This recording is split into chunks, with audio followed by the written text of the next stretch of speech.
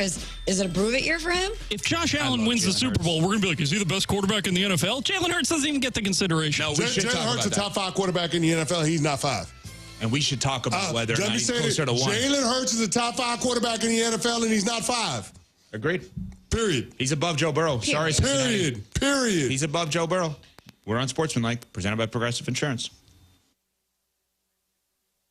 Evan Cohen here. When the draft clock is ticking, you've got to pick the best talent, regardless of position, to fit your team's needs. Well, if you're hiring for your business, you want to find the best talent for any of your roles. That's why you need ZipRecruiter. ZipRecruiter's powerful technology hustles to find qualified candidates for your job immediately. And if you see a standout candidate, ZipRecruiter lets you personally invite them to apply. Try ZipRecruiter for free at ZipRecruiter.com/USL. That's ZipRecruiter.com/USL. Evan Cohen here. Picking a place to build a life is a lot like selecting a draft pick. Make a decision that will set you up for long-term success. Pick Wisconsin. In Wisconsin, you'll find dynamic career opportunities, beautiful seasons, affordable living, and legendary weekends. From its high quality of life and great schools to its fine arts, culinary, and pro sports scenes, Wisconsin gives you so much to look forward to. That's why you should pick Wisconsin. Learn more about making Wisconsin your home. Visit pickwisconsin.com.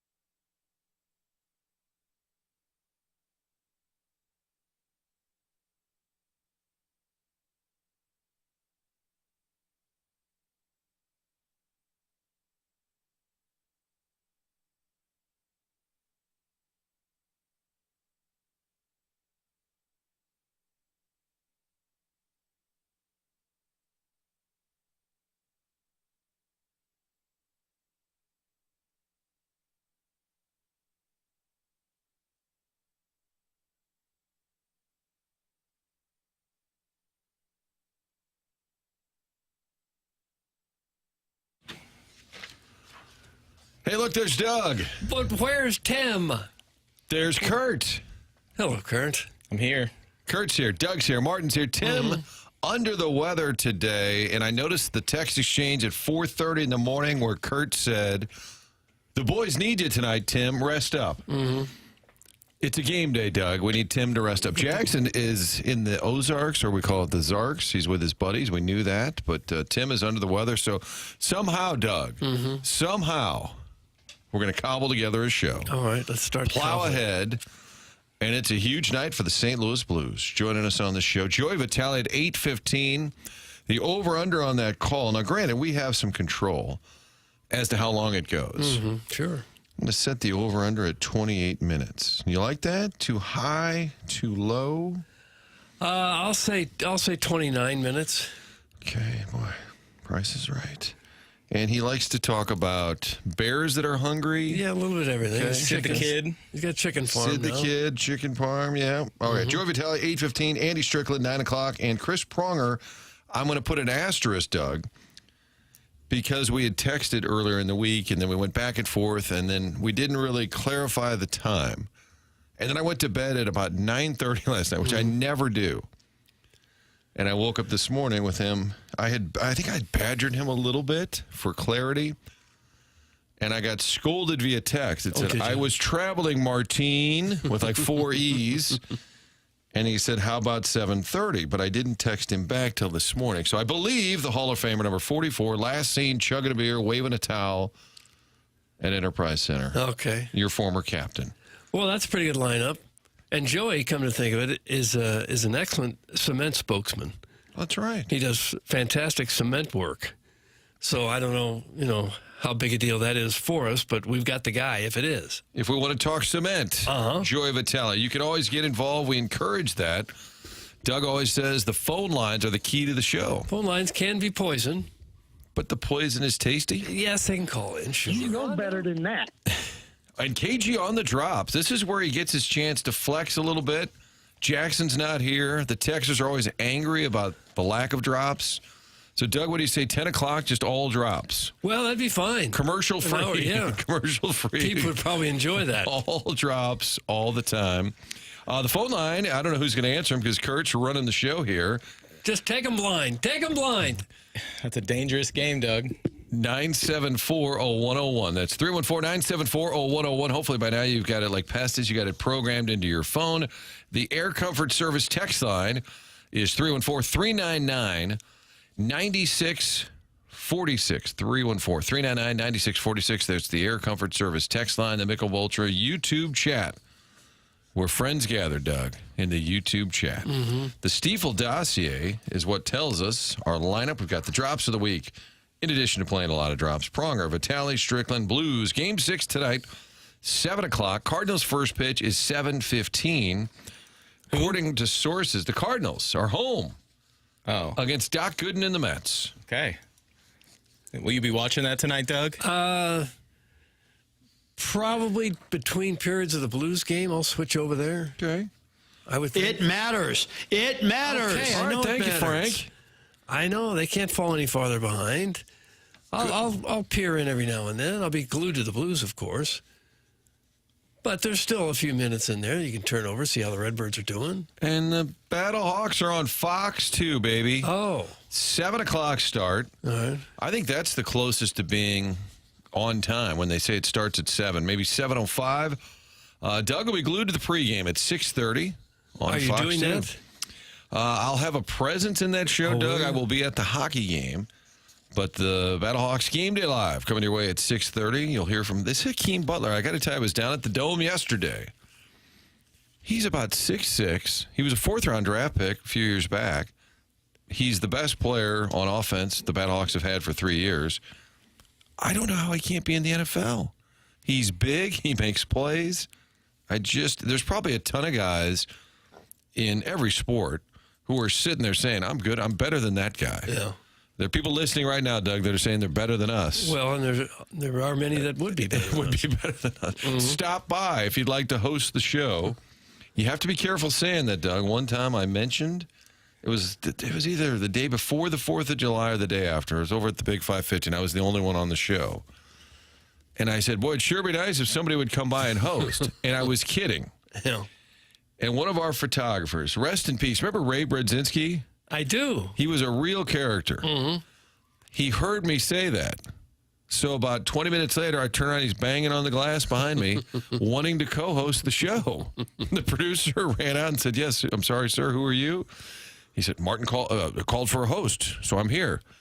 So be careful, Doug. We might have people lining up here off of Olive Boulevard. So did you let him host? No, I think, I had to let him know that we were spoofing a bit. Okay. Colin in Wyckoff. What's up, Colin? Hey, this is Chris in Virginia. Who?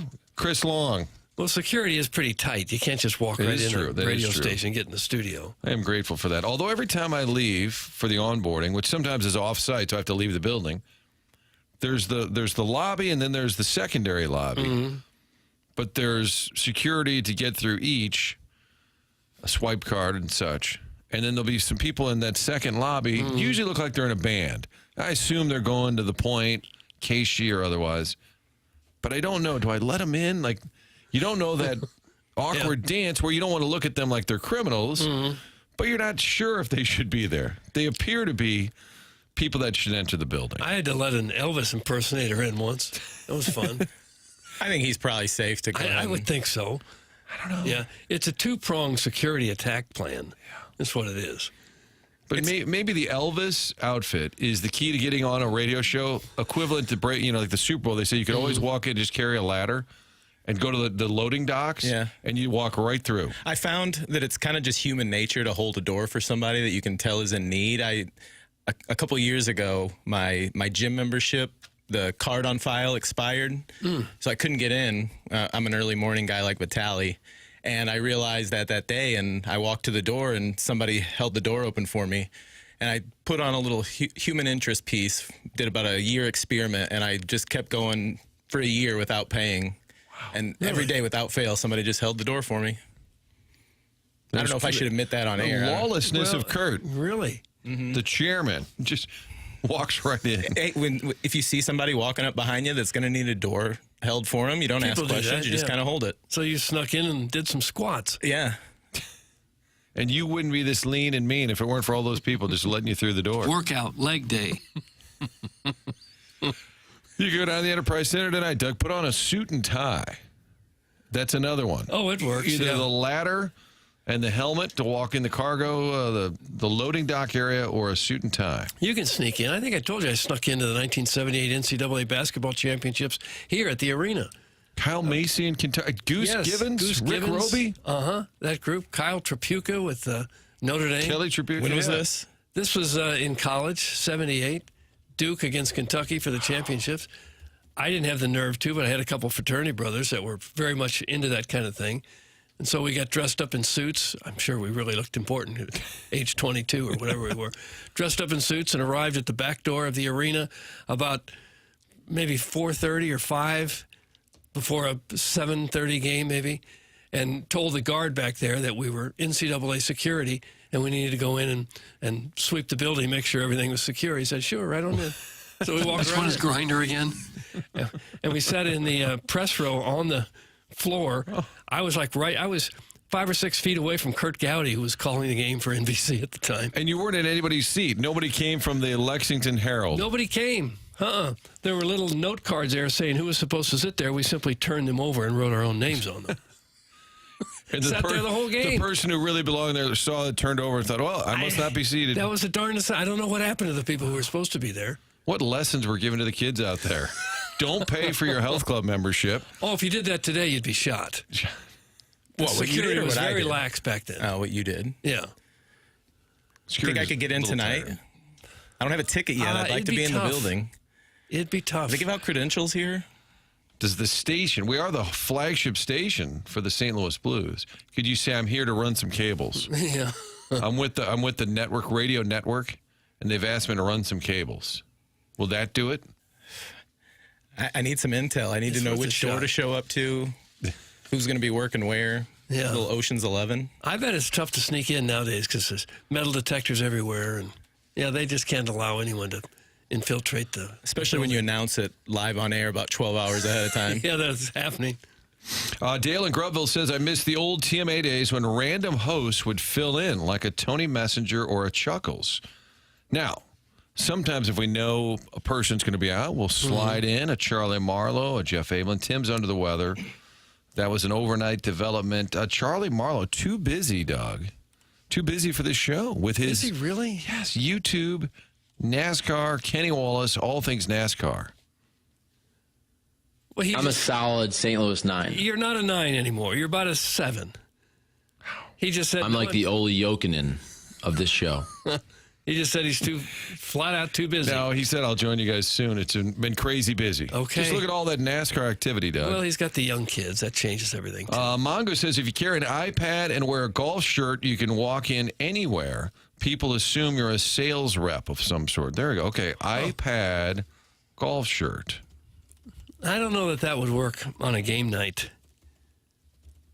I bet the years of people sneaking in all the time at games that's really been tamped down. What if I told him I was 3-0 as a fan the last 3 home games I've been to? Then Chris Zimmerman might put you on the glass. I don't need the glass seats. I did that a couple years ago. But I'm saying if you're good luck, they need it. Season's on the line tonight, Doug. Backs are against the wall. All right. We got to stave off elimination.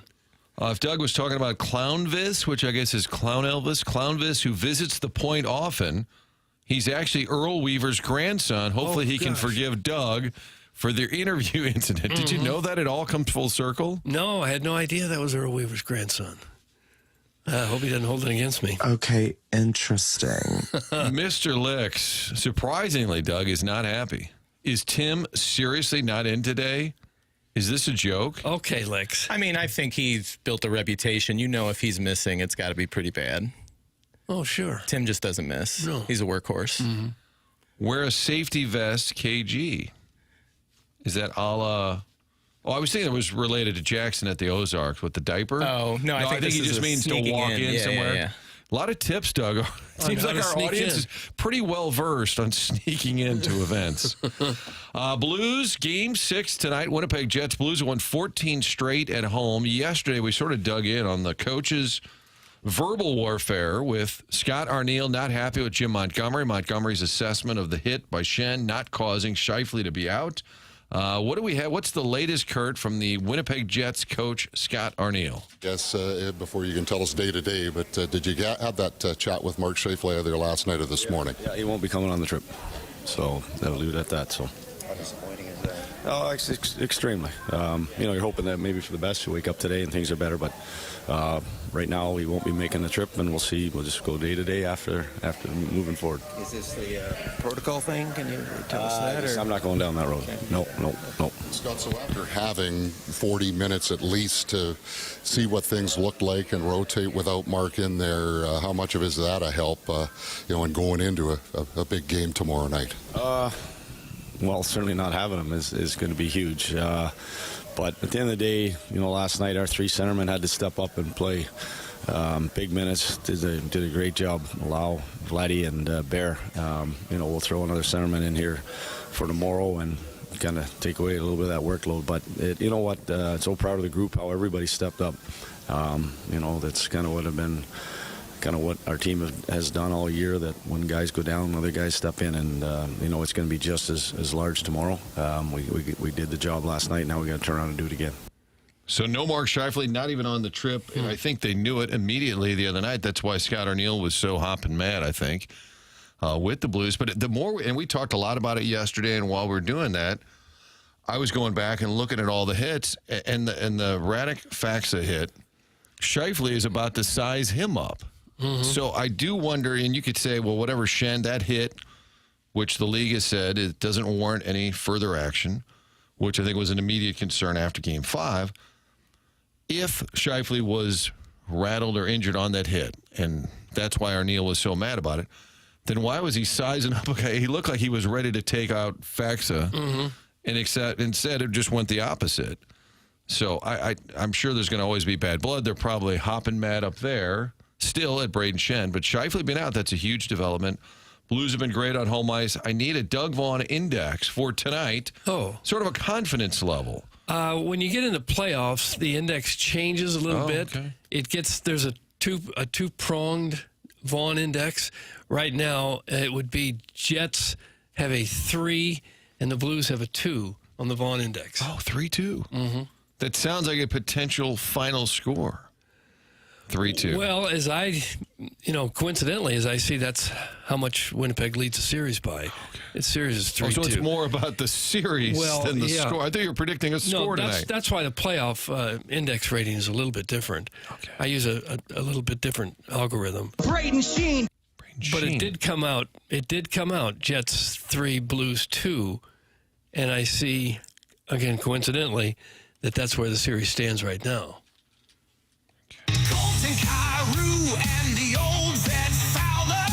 Yep, the old vet Fowler. Puck drop, 7:18-ish maybe tonight. Cards 7:15. Battlehawks 7:05 on Fox. Doug has already said that he'll be watching the Battlehawks primarily, and then he'll try and sneak a peek at the Blues here and there. Probably not the schedule, but I'll try to see the Battlehawks. Kevin at the Lake is concerned that it's not a sundress pony. 66 and cloudy. Is that I've not checked the forecast, to be honest with you. 2 of the 3 games will be indoors. How hot does it have to get to wear a sundress? That's a great question. It probably should be mid-70s, late 70s at least. Yeah, 66 and cloudy is what Kevin at the Lake is talking about. Let's have a great day, gentlemen. That's from the 314. Okay. Let's have a great day, gentlemen. Are you kidding me? No Tim? Okay. It's not from Johnny Londo, but he said, are you effing kidding me? No Tim is from Jackson's Buttfro.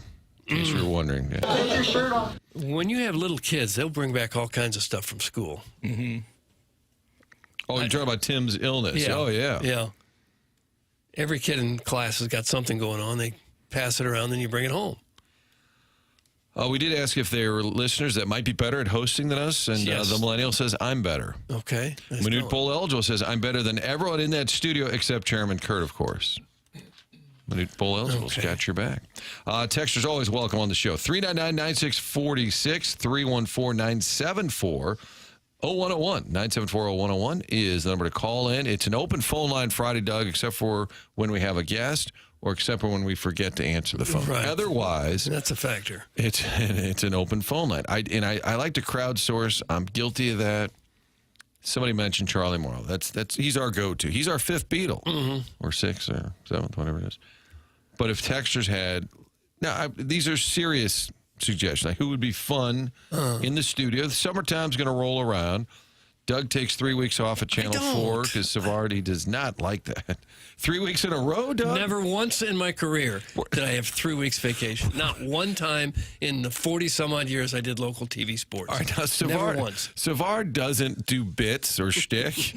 Where do you think that was coming from? Because he seemed very serious about it. I think he was just trying to be funny. I heard when John Vaughn was born, you had like a month and a half of paternity I had about leave. An hour and a half. An hour and a half. Yeah. Seriously. In between a Cardinal live shot and post game? I ran to the hospital. Oh, isn't he cute? Okay, I better get back to it. And now I have a son who works at Boeing. He got 3 months paternity leave. Wow. 3 months. I love it. Progressive. Yeah. After about a month, isn't the dad saying, wouldn't mind getting back to work? Probably. If I had that much time off, it would make me think they didn't really need me anyway. Like maybe your job is not that important. Mm-hmm. Wouldn't you begin to worry if they tell you, take a quarter of the year off? We don't need you. Yeah. I mean, it's a great perk. But at some point, you have to wonder that, maybe I'm not that essential. Well, we're glad you're here. No. You plan on having any kids, Kurt, at any time? You know my stance on that. No kids ever? Mm-mm. Wow. Just because you don't want to catch the sniffles? No, when I was teaching them, I built up a pretty good immune system. So, knock on wood, I don't typically get it. I got it a couple months ago when I missed here. I remember I had the DoorDash McDonald's get sent right to my front door. Oh. I was sick then. That had me down bad, but I think I built up a pretty good immune system dealing with all those little ones all those years, but no, none of my own. Is McDonald's the best food to be eating when you're sick? It sounds good. Yeah, that was the thing. It sounded good at the time. The Fountain Coke, I think, sounded the best. But I didn't want to just have a soda scent, so I decided to add on a 3,000 calories or so worth of grease missiles. You needed the food Nazi standing over you. Yeah. Like the little just kind of voice in your head. said, "Oh, don't eat that. Look at do the it. back. Look at Don't the calories." do it. We could develop an app, like a weight loss app, where there's just like audio drops of you fat shaming people that they could listen when they're feeling weak. Shooting them up with Ozempic, maybe? I don't know how I feel about all that. You're not a fan of Ozempic? Not particularly. There's no shortcut for this stuff, Doug. You got to put in the work. Well, I guess if you were really overweight and you tried some things and just couldn't get it done, then it would be overall beneficial, I'm sure. My body, my choice. Oh, okay. Tim is sick again. I'm not buying it. See you Monday, boys. I think he is actually out, although somebody suggested he's the number 12 at the Sausage Fest at the Ozarks. That he joined Jackson down there for the Lake of the Ozarks. Yeah, Jackie Papers is out. Tim is out. Martin, Doug, Chairman Kurt, but Tim's voice will live on. I was going to say, if you're really missing him that much, I think it'd be nice to just hear him talk about Design Air. Okay. Design Air Heating and Cooling is online at designairservice.com. I'm a client. Doug Vaughn is a client. Martin Kilcoyne is a client. We recommend you become a client as well. Fourth generation St. Louis business. Seth Goldcamp and his family have served over tens of thousands of St. Louisans since 1904 and is the longest running TMA supporter / advertiser on the show. Best known for their honesty and going above and beyond, and they will never upsell. They will always give you exactly what you need. That is how they train their employees, and they take their reputation very seriously. Seth Goldcamp's great-grandfather started the business, and the tradition continues to not upsell, to take care of the clients and make sure they get what they need and know that they can count on the people at Design Air Heating and Cooling. For all your heating and cooling needs, choose Design Air Heating and Cooling. Find them online at designairservice.com. Just tuned in, didn't hear Tim tuning out. Suck it, Doug. That's from the Sad Panda. Okay. Graybeard says the Jets sure complain a lot. That is the beauty of the series as it gets a little further along. You start a month ago, Doug, the St. Louis people were talking about Scott Arneal all the time, weren't they? The Jets coach? Oh, you couldn't get his name out of your mouth. Yes. I don't like it when coaches sound annoyed when reporters ask about injured players. I mean, you have to ask, right? It's the biggest storyline probably entering tonight's game, other than the Blues facing elimination, of course.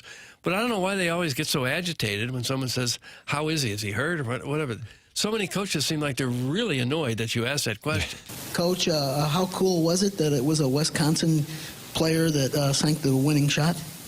Well, they're all Wisconsin players. See, that's more like it. I don't know the context there. It was a NCAA basketball game. And it was regional in St. Louis. Yeah. And Wisconsin won a late shot. And I guess the kid was from Wisconsin. Did you say what a comeback? That's the kind of journalism that's been missing. Does Ollie have a leadoff guy? Not really. I think between Derek, Katie, John Denton, trying to think of, I don't want to leave anybody out. No, that was a TLR thing. And then one night, it was probably around 2004, Calvin May was there every day. And then one night, Tony wouldn't start because he didn't see Calvin. Hey, where's Calvin? And somebody like Arby Fallstrom, somebody knew. They said his boss made him paint the office tonight. And it might have even been after a bad loss. Tony said, what? Hey, oh man, that's too good to be made up. And then the next day, Calvin explained how his boss, wherever he worked, had him come in that night to paint the office so he wasn't able to bat leadoff. Can they do that? Like in a job like ours, if the boss said, hey, we need you to paint the hallway, I guess we'd have to do it, wouldn't we? Yeah. I still was picturing you getting an hour and a half leave for your son's birth, a Cardinal live shot at about 5:20. You run to the hospital, kid is born, you go back for post game, and that's when Tony says, you watch the game? And Doug goes, well, no, actually, I didn't. My son was born. I missed that reliever movement in the seventh inning that everyone's debating. Would you say your lineup change worked out pretty well for you tonight? Well, it's nice to be back home. We get a quality question and start this thing off. It was like a journalism school every day. And then you felt like you couldn't bat second, Doug, after that. The compliments were flying, and you just wanted to ask a hard-hitting question. You just didn't know if there was a spot for it. I remember Jeff Skversky, Channel 4 sportscaster, decided he wanted to ask the first question one night. He was tired of the whole Calvin thing. And boy, did he get shot down in a hurry. They almost escorted him out of the building. I like Skversky, but he was East Coast edgy, and the market just wasn't ready for it. Yeah. He'd be a good fill-in.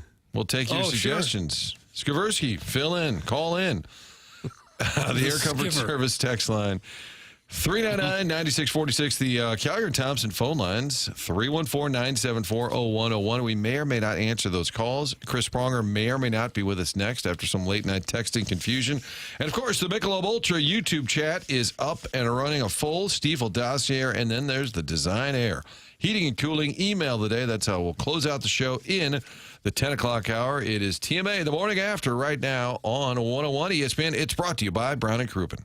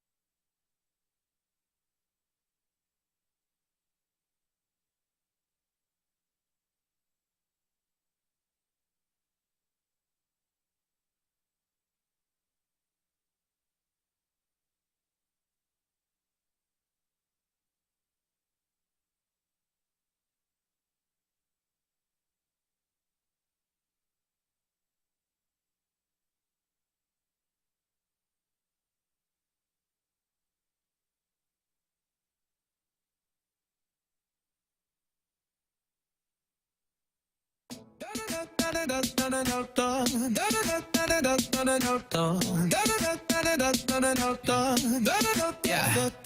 puck drops, we on the go. Blues in the zone, putting on a show. Skate so fast like a lightning flow. St. Louis pride, let the spirit glow. We fight, we claw, we'll never stop. A little under 12 hours till puck drop. Doug ever get nervous when a guest is on hold and then the commercial break is playing and playing and playing? I think, but this guest might hang up. And when it's Chris Pronger, you get to him stat. Yeah. The former captain, number 44, the Hall of Famer, Chris Pronger, who I think I badgered into coming on to the show, and I apologize. Chris, I greatly apologize. Thank you for doing the show. He did hang up. 3, 2, and 1. Did he?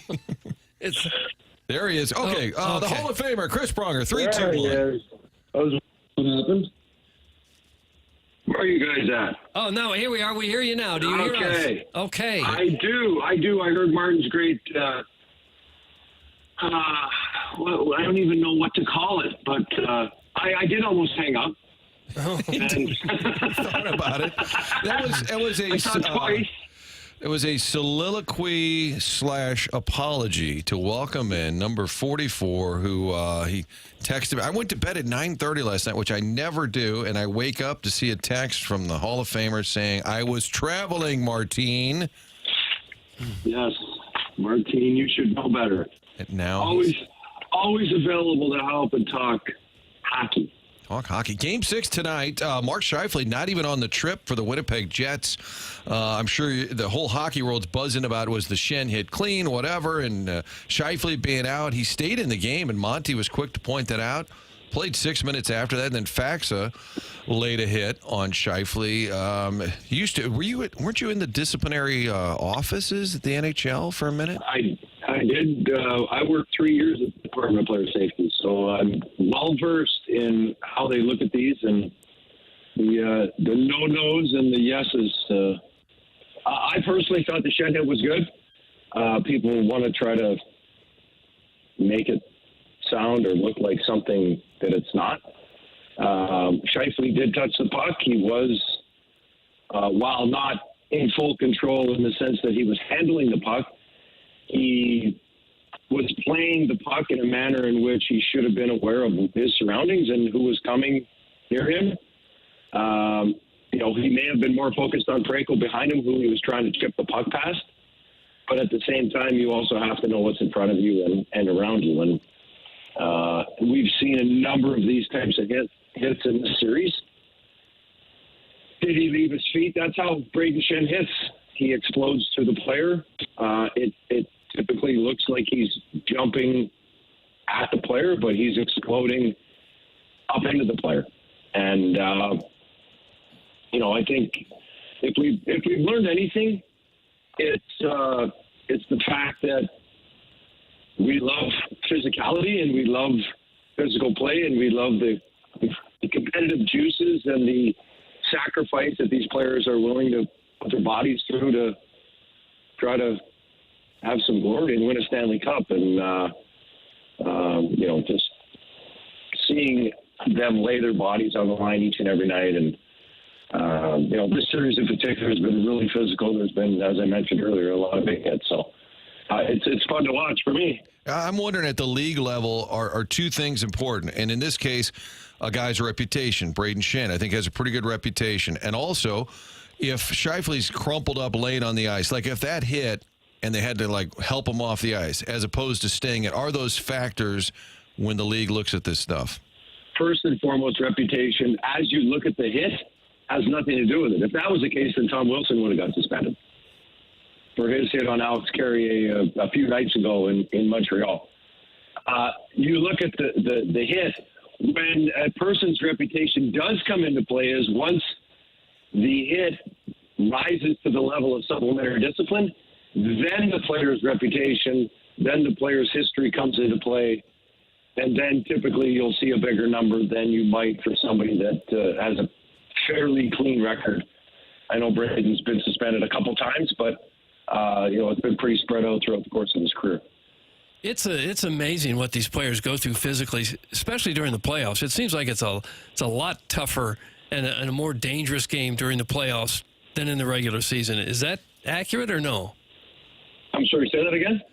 Is the game considerably more physical and almost dangerous during the postseason than it is in the regular season? Oh, absolutely. Absolutely. I think just the level of intensity and will to win ramps up that much more. The level that these players are playing at right now in the playoffs is not sustainable for 82 games, which is why we don't see it night in, night out, playing to the physical nature that they are right now, the laying it all on the line. They're willing to block shots at their face. They're throwing body parts in front of things. It's just you're doing whatever is necessary to try to win a hockey game. And then, as we all know, at the end of the day, win or lose, whenever you're done playing, there's a laundry list of injuries and surgeries and maladies that we hear about that players were playing through, and guys getting shot up to get back on the ice, etc. And we wear it as a badge of honor that we're able to play through some of the, not only the pain, but the injuries and potential surgeries that we have to take place later on to kind of clean up the issues that we're dealing with as we are trying to leave it all out there for ourselves, our teammates, our city, our team, organization, and get a chance to hoist that Stanley Cup.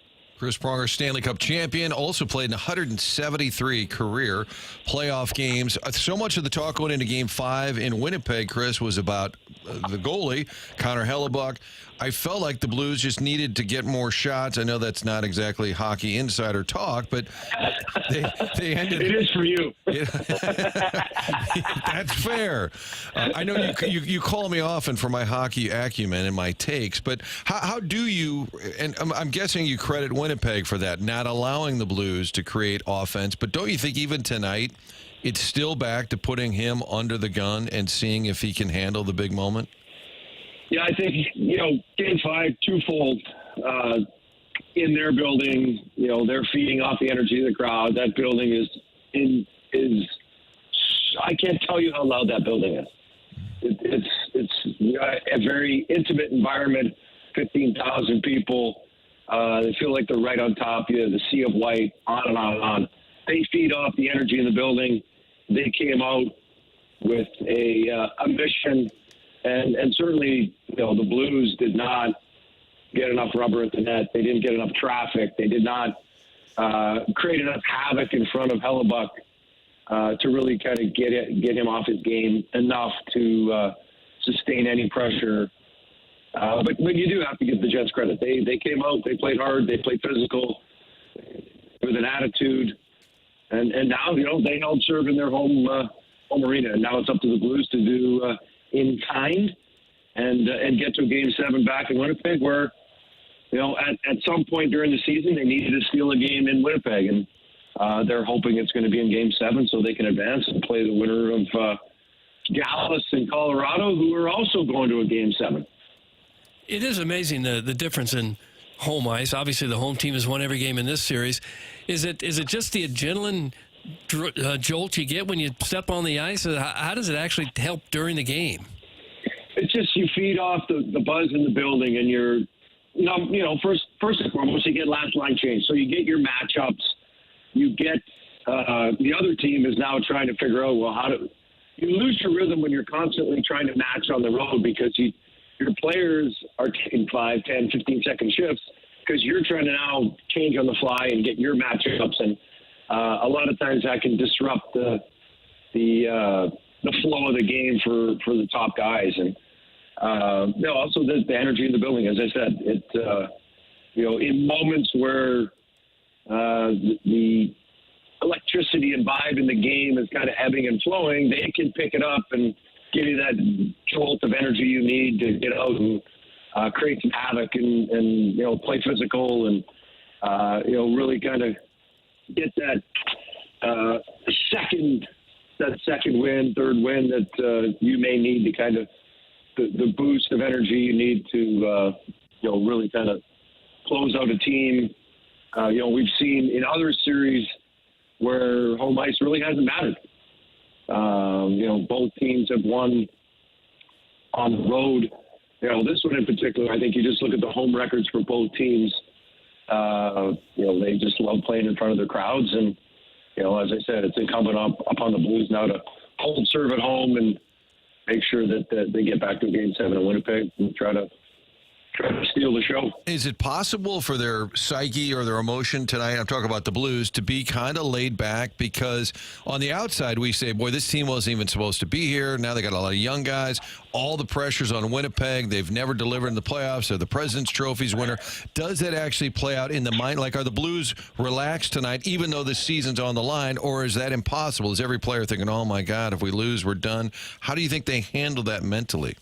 No, you're not worried about, oh my God, we're done. You're excited about the opportunity to play in front of your home crowd. You understand what worked in games 3 and 4, and they need to be jacked up and like they were in Game 3, come out firing out of a cannon and playing physical and driving the net and getting just funnel everything towards the net. It's not going to be pretty. It's not going to be tic-tac-toe. You have to just get bodies at the net, traffic, getting this guy's getting hell of a sight lines so that you can't see. You look at the goals from games 3 and 4, how many were screens or tips, things of that nature, and that's the recipe. If there's one thing that they've seen over the last 2 or 3 years in watching the Jets in the playoffs, it's screens and tips that really give hell of a trouble. And as you know, in the playoff, things tighten up, pressure ramps up, and so you want to hold his feet to the fire as early as possible in Game 6. Throw a little seed of doubt in there, and then keep your foot on the gas pedal. Don't sit back. Don't try to massage your 1-goal lead. You want to get a 2-goal lead, a 3-goal. You just want to keep your foot on the gas, and you want to be smart defensively and have a good third man high, but your other 2 guys need to be flying around out there, creating havoc, forechecking, creating turnovers, and hopefully you're able to get a couple extra. All right, now you were never a bully. You might have been a slashing machine, but when I, and I mean that in the best way possible, but when watching like Logan Stanley, and this was driving us nuts the other day, he's just trying so hard to bother Jimmy Snuggerman. And I said the weight difference is about 50 pounds, maybe a half a foot in height. Do you think he's trying to get a react? Why is he going after the kid? What is that about? Well, I think that's one of his matchups, probably. If you look at, each defense pairing will match up against a certain line, and he tends to be out there a lot against that line. And I think he's given or gifted an opportunity to, you get in these scrums, and you have an opportunity to pick a guy. I mean, that's somebody you're going to try to intimidate. You're going to try to test and see how he responds to the intimidation factor, as you said, and how he responds to the face washes and the bullying and whatnot to see test his mettle and see what he's made of. I remember the outstanding analyst on TV, Bill Clement, once called you a nasty bit of business. Would that be about summing it up pretty well? Careful, Doug, you're going to get a face wash. That's what he called him, and I thought, that's probably right on, a nasty bit of business. Careful, I've got a long reach, so I can still get you from here. He can get you from here, Doug. I see you turned 50 in October. Do you think you could still skate a shift or two if they really needed you? Well, I don't know about skating. I could clear the front of the net. That's about it. There you go. Well, that's needed right now. It's a big part of the job. You were the however, maybe for like 5 seconds, and then I'd be a little winded. You were the towel-waving guy for game 3, first game at Enterprise Center, first playoff game in about 3 years. How much of an adrenaline rush is that for you to be back and you got the retired number and just when the crowd goes crazy? That's got to feel good.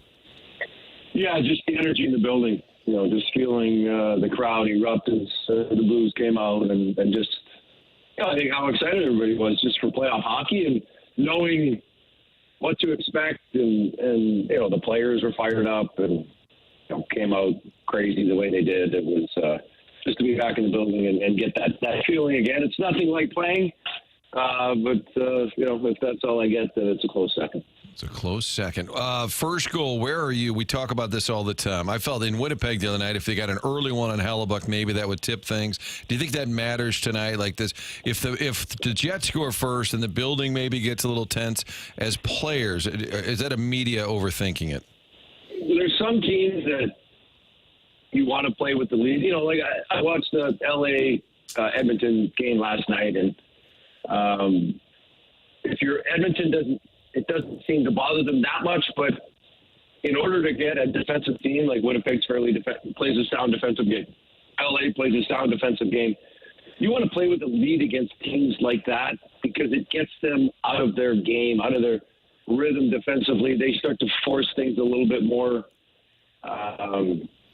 So I think for the Blues tonight, it's critical at home. Get the crowd going. You want to get that first goal. You want to get the towel man pumping people up, and you want to get just the buzz in the building, just to ramp up that extra notch to kind of really get things going. And much like Game 3, they could score 1, 2, 3 minutes into the first period would be awesome. But I think one thing they need to be really careful of is not force it. If it's a tight game and it's 0-0 going into the second, so be it. You can't force something that's not there, and you just have to play smart and take what's given you. If you just need to keep dumping and chasing and grinding on their D and forcing turnovers in that regard, then that's something that they need to do. And it's certainly there. They've proven they can do it, so now they just have to go out and take it. Chris Pronger, the Hall of Famer, number 44, number 1 in your hearts. Before we let you go, people are texting in. They love having Pronger on. They've got questions. I'm going to assume you think they're better than anyone that Doug or I have asked. Chris. Yes. Yes. All right. You don't even need to know the question. You've already decided yes. Chris, in regards to extra intensity, I would love it if you could tell us how many fewer injuries you would have had if you never played in a playoff game. Ooh. Well, as you know, Martin, the playoffs only added to or developed further the injuries that I had already had. My style was kind of playoff game already, but I would say there's a few injuries that, I hurt my knee in Philly the year we went to the finals. I hurt my knee in the second round against Boston and played the rest of the playoffs with a couple big M&M chunks floating around in my knee, and had my knee drained a few times. So that one probably would have helped stave off my knee replacement a little bit. But there's a few things, allowing your injuries to not get to the level. It's not like you're going to do more damage sometimes, but it's the length of rehab and how long you need to let things kind of calm down or settle down before you can start training again, which typically the further you go in the playoffs, the more worn down you are, the more injured you get. And again, that shortened off season, that next thing you know, you don't get that full summer of training that you need to prepare for the next season. You're busy rehabbing your shoulders, knees, things of that nature, and hands, wrists, whatever. And a lot of times that short off season really doesn't give you enough time to prepare for the next year. And a lot of times you'll see teams that either have won or lost in the finals get off to a slow start because they're just not there physically. Mentally they're there, but physically their bodies haven't fully recovered. And you try to explain that to people, and it's almost like you just have to be there to understand the toll the playoffs take on your body. Prong's taking the crowd out of the equation. How different is the actual rink in Winnipeg and St. Louis? Is there a difference? There is a little. Just the Winnipeg rink's a little bit smaller in stature. Just as I said, 15,000 versus around 17,500, 18,000 in St. Louis. And as far as dimensions on the rink, the actual rink, I know every rink. I mean, they have a stock template of what each one should be. Your board bounces, corners are a little angled a little bit different. The nuances of the rink, the bounces you get off the glass, the boards, things of that nature. Each rink has its own idiosyncrasy, so you really have to know and understand those. And typically guys will be working on things in practice just to see where things bounce, and goalies are paying attention to that. a lot of times on the road early on, if a goalie is young, let's say, and they haven't played in a building very often, they're not going to come out of their net to stop the puck a lot early because they don't know where those bounces are going to go. You get a guy shoots it up in the glass, puck comes off the stanchion in front of the net as the goalie's going behind the net to play the puck and things of that nature. So there are nuances to each rink in the National Hockey League, but for the most part, they're pretty similar. Obviously, the crowd noise, the intensity in the building varies from rink to rink and the intimacy of them, but playoff hockey, as we all know, is the best.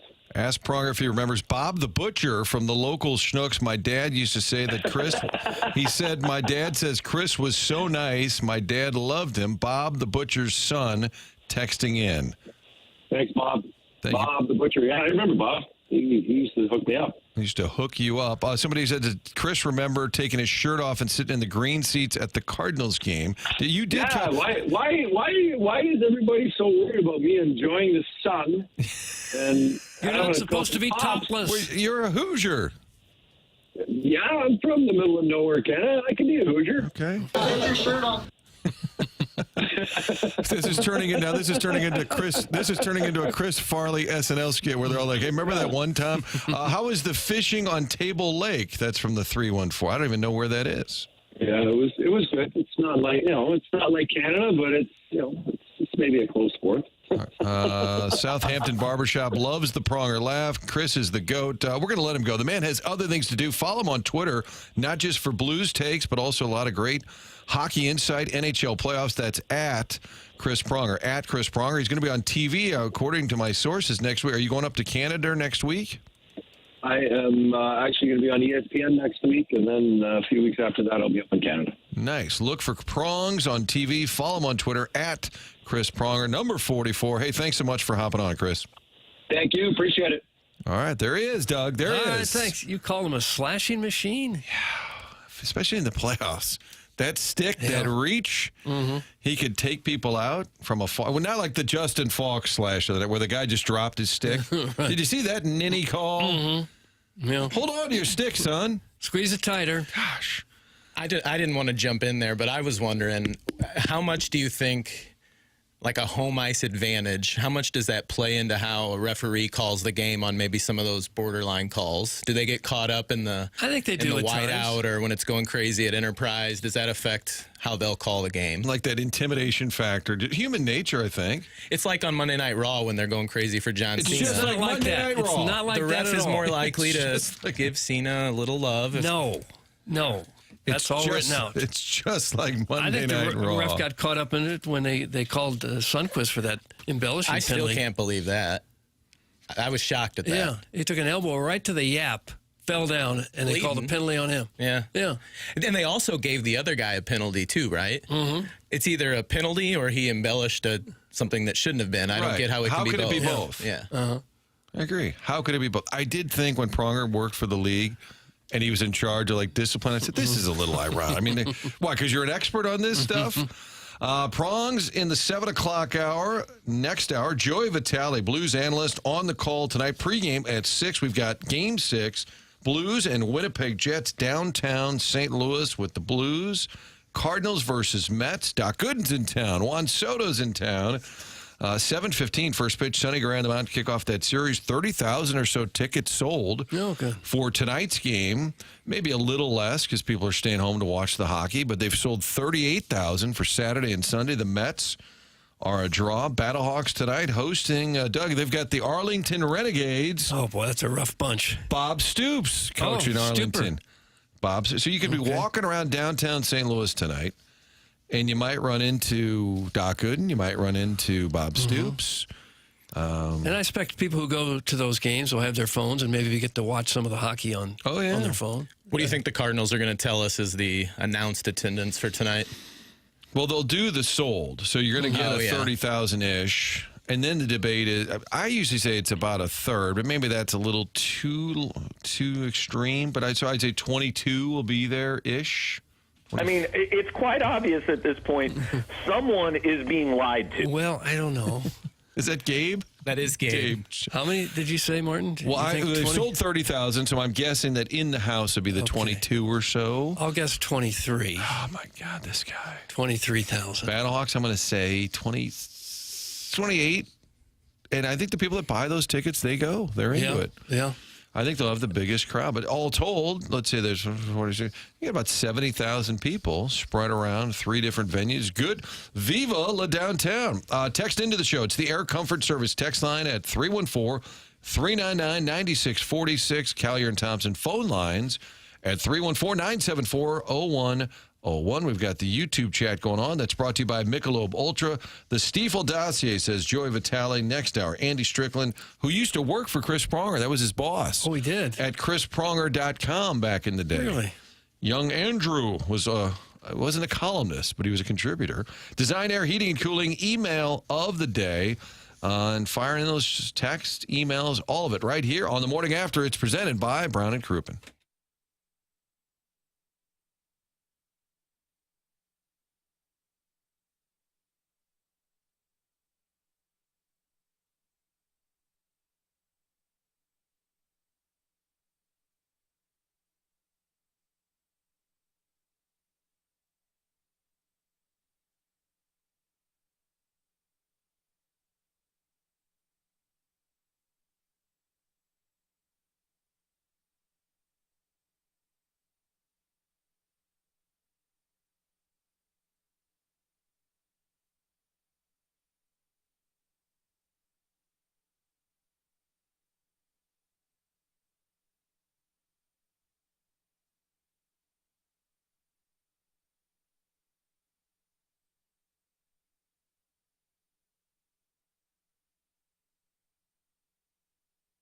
I'd like to talk with you about aesthetic design and build, and Dan and his team at Aesthetic Design and Build. They have a showroom in Chesterfield Valley, which I have visited, and they walk me through all the different types of custom work they are capable of doing, from a full-on custom deck, adding on a pergola, or even looking to shade your covered patio with retractable screens. Then they came to my house and showed me what they could do with our outdoor space. The best thing is they don't take this high-pressure sales route or come back weeks later with a gimmicky discount.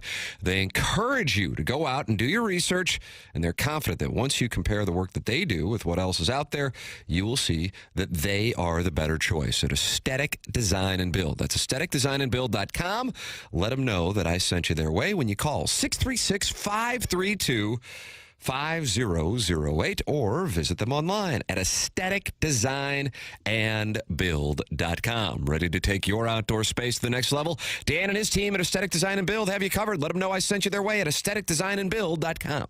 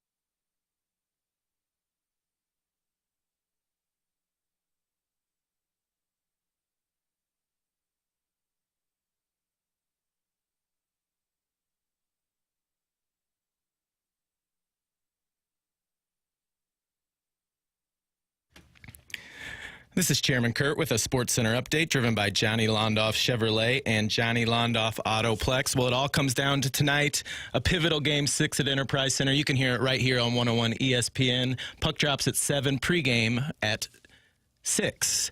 That was another Sports Center update driven by Johnny Londoff Chevrolet and Johnny Londoff Autoplex. See them online at londoff.com. Chevy, together we drive. Are you kidding me?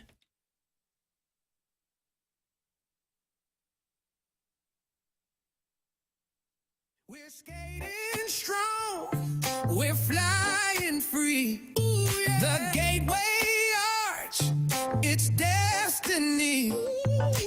Benny in the crease, he's locked, he's tight.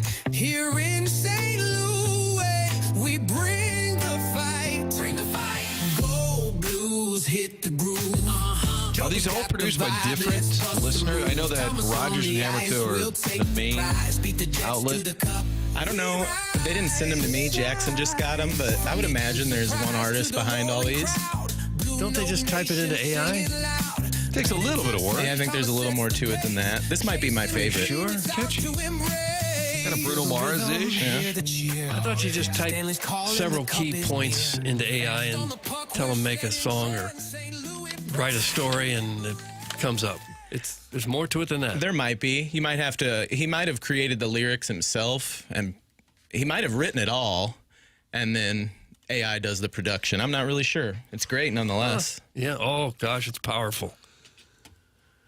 Doug, the Vegas Golden Knights have advanced. They beat the Minnesota Wild. And you were thinking, boy, it feels like the Wild just never win, right? It's a pretty good franchise. Cousin Nick listening, he can agree. So I looked it up. Because you can look things up, Doug. You can? You can look things up. I wouldn't know how. This year, against the Golden Knights, the Minnesota Wild lost in the first round. Last year, didn't qualify. Year before that, they lost in the first round. Year before that, against the Blues, they lost in the first round. The year before that, they lost in the first round. The year before that, they lost in the qualifying round. That was the COVID deal. The year before that, didn't qualify. The year before that, lost in the first round. The year before that, lost in the first round. A theme here, Doug. They have lost in the first round, and their last 8 or 9 playoff appearances, depending on how you count the COVID year.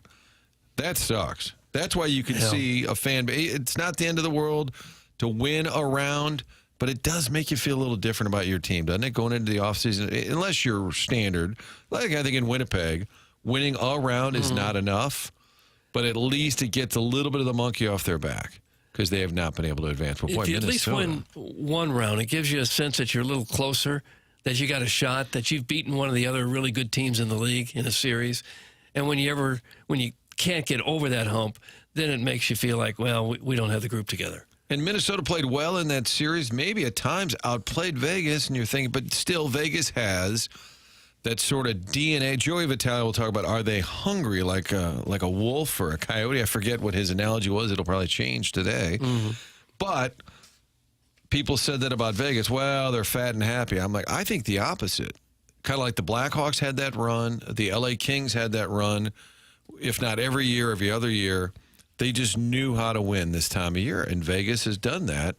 And that's why I didn't want the Blues to play Vegas. It upset Jamie, I think, because he wanted to go to Vegas. Yes, he didn't want to go to Winnipeg. None of them wanted to go to Winnipeg, but I just felt with that Winnipeg pressure on them, their history of folding, and I may be proven wrong. If the Blues lose tonight, they'll say, man, careful what you wish for in playing the Jets, but I just think the Blues will play great tonight. Whether you win or lose, you're at home. And Pronger, who played at a high level, said it. Like, there's something to that. You're in your home building. You're not nervous. You're just excited to be there. Can't wait. We got a regular start time for this game as well, just past 7 o'clock. Big downtown with the Mets card series going on at Busch. Battlehawks at home. Blues at home. We're going to break it down. We got Joey Vitale on the other side of the break, the Blues analyst. Isn't it funny? It seems like he played for the Blues. You know, he made it to the NHL, St. Louis Pittsburgh kid. But I think he played with Sidney Crosby, right? He did play with Sidney Crosby. Partners. That may or may not come up. Was the Blues plane delayed last? Did I miss that? Boy, I went to bed early last night. I missed all sorts of activity. A couple of people had texted in saying that their plane was delayed. that they're accusing them of gamesmanship, Doug, up in Canada now. And I guess we'll ask Joey. We'll find out on the other side of the break. Tim is out today. For those wondering, it is a theme on the text line, as one can imagine. Tim is under the weather. Jackson is partying with his buddies down at the lake. It's a bachelor party for, is it PCP's bachelor party? Private Citizen Pete, I believe. It's his bachelor party. I think so. I lose track with all the nicknames. I see Sharon and Clayton has texted saying the Blues replacement plane didn't arrive until around 6:30 last night. I saw a couple of those, yeah. Not sure what time they touched down in St. Louis. This is obvious sabotage. Time to return the favor. Need to go pull fire alarms at the Ritz right in the middle of the game, pre-nap. Who's with me? No, we can't do that. Can't do that. She wants to get even. Yeah. Well, you can't do that. We'll find out. Joey was on that flight. Hey, no text Kilcoyne. It's like Charlie Marlowe's in that body of yours running around. Jesus. That's from Big Tuft. Are you kidding me? Who is upset we weren't reading his text, so now I can go back and see that he really wanted us to see, hey, guys, who could enjoy sports this weekend with Timmy homesick? And a number of folks texted earlier they wanted his address because they wanted to bring him some chicken noodle soup. Yeah, I think we could do that. He'd be thrilled if we were to give out his home address. Yeah. And as many people as possible, go pay him a visit at home. Well, for all these people that are feeling a little down in the dumps, but I get it. I don't love that he's not sitting across from me right now either. But oh, boy. Tim would want... Yeah, go ahead. Let me move. Tim would want these people to pull themselves up by the bootstraps. It's sundown showdown day. It's game 6. But he would definitely want them coming to his home, maybe peering in the windows, just to see if he's okay. Blues need Timmy. Timmy needs the Blues. Doug still sucks. That's from Sad Panda. Gosh. Ruin me. 2 of us make these. I did the track that you just played. That's from the 917, which I think is a New York number. 2 of us. Someone says he did the track. I did the track that you just played. More information than that. Well, the song we just played that Kurt says was his favorite, Texter said that the 2 of us make these. Okay. Yeah, that's New York. It serves all 5 boroughs. Wow. Please play the Jazz Blues one. They're all in the rotation for today. I've got a system today, and I'm not taking any requests. Okay. This isn't DJ Chairman. But when they say they make them, are they the ones typing them into AI? Are they the ones playing the music? Are they the ones singing? Are they the ones writing the whole songs? Need more info than that. I think they give it, maybe actually the 917 a little later, call in and explain to Doug the machinery behind the magic. We like logistics. Probably 9 o'clock hour, maybe 9:30, 9:45 would be best. Any non-cowards out there parlaying the Blues, Battlehawks, Cardinals at plus 585. So betting on them all. Downtown may be back when that hits. Otherwise, you're a coward if you don't bet. Otherwise, you're a coward. Testing that bad boy out for you now. Testing out this bad boy. I am a bad boy, and I'm testing things. Doug, you got anything you want to tell us about? Oh, what do you want him to talk about? Well, Design Air. Okay. Longest running sponsor on TMA. Well, that it is. When it comes to heating and cooling, you trust the name that's been around longer than all of us. Design Air Heating and Cooling. They are proudly serving the area since 1904, more than a century of keeping homes comfortable and customers happy. They're not just another HVAC company. They are indeed the longest running sponsor on TMA, and for that we're very thankful. And that loyalty says a lot. At the helm, Seth Goldcamp, a name you can trust, leading a team that truly values integrity. At Design Air, they believe in honest work. You'll never be sold something that you don't need. Whether you're dealing with the St. Louis cold or the summer heat to come, they have got your back with dependable service and no-pressure solutions. Visit designairservice.com and schedule your service today. Design Air, comfort you can count on since 1904, and we've decided they are also home of the handsome repairman. Doug, don't forget WWE Backlash in St. Louis next week, and don't forget to check it out from Man Love. I have forgotten about that. WWE Backlash. Will you try to get tickets, Kurt? I'm going to be out of town. Well, where the heck are you going? I'm going to Boston. I've never been. Wow. Just on a little vacation? Just on a whim? Yeah. By yourself? Yeah, I'm a solo traveler. I'll be darned. Yeah, I'm going to go check out, I think Red Sox are playing at home. Forget who they're playing that day. Martin, do you remember who they're playing that day? Tampa Bay, maybe? Seems like they play the Yankees about 50% of the time. I know it's not a Yankees game. Sitting over by Pesky Pole. Oh, you already got the tickets? Yeah. Excited. That's an expensive city, though, isn't it? It's a cool city. We're going to find out. Yeah. About to find out. We'll do this. We'll take a break, come back, talk to Joey Vitale, Blues analyst. He'll tell us about the plane ride and logistics, but also Game 6 tonight. Blues and Jets coverage starts at 6 right here on your home of the Blues. Text in. A lot of folks have done that. Air Comfort Service text line at 399-9646 or call in, and we'll get to your calls at 8:45 is what we're being told after Joey Vitale goes over the 28.5 over-under. 314-974-0101. That's the Callier and Thompson phone lines. The Michelob Ultra YouTube chat up and running. Stiefel dossier locked. Loaded. Chris Pronger last hour here in the Fisher Window and Door Store 8 o'clock hour. Joey Vitale is next. It's the Morning After, presented by Brown and Crouppen.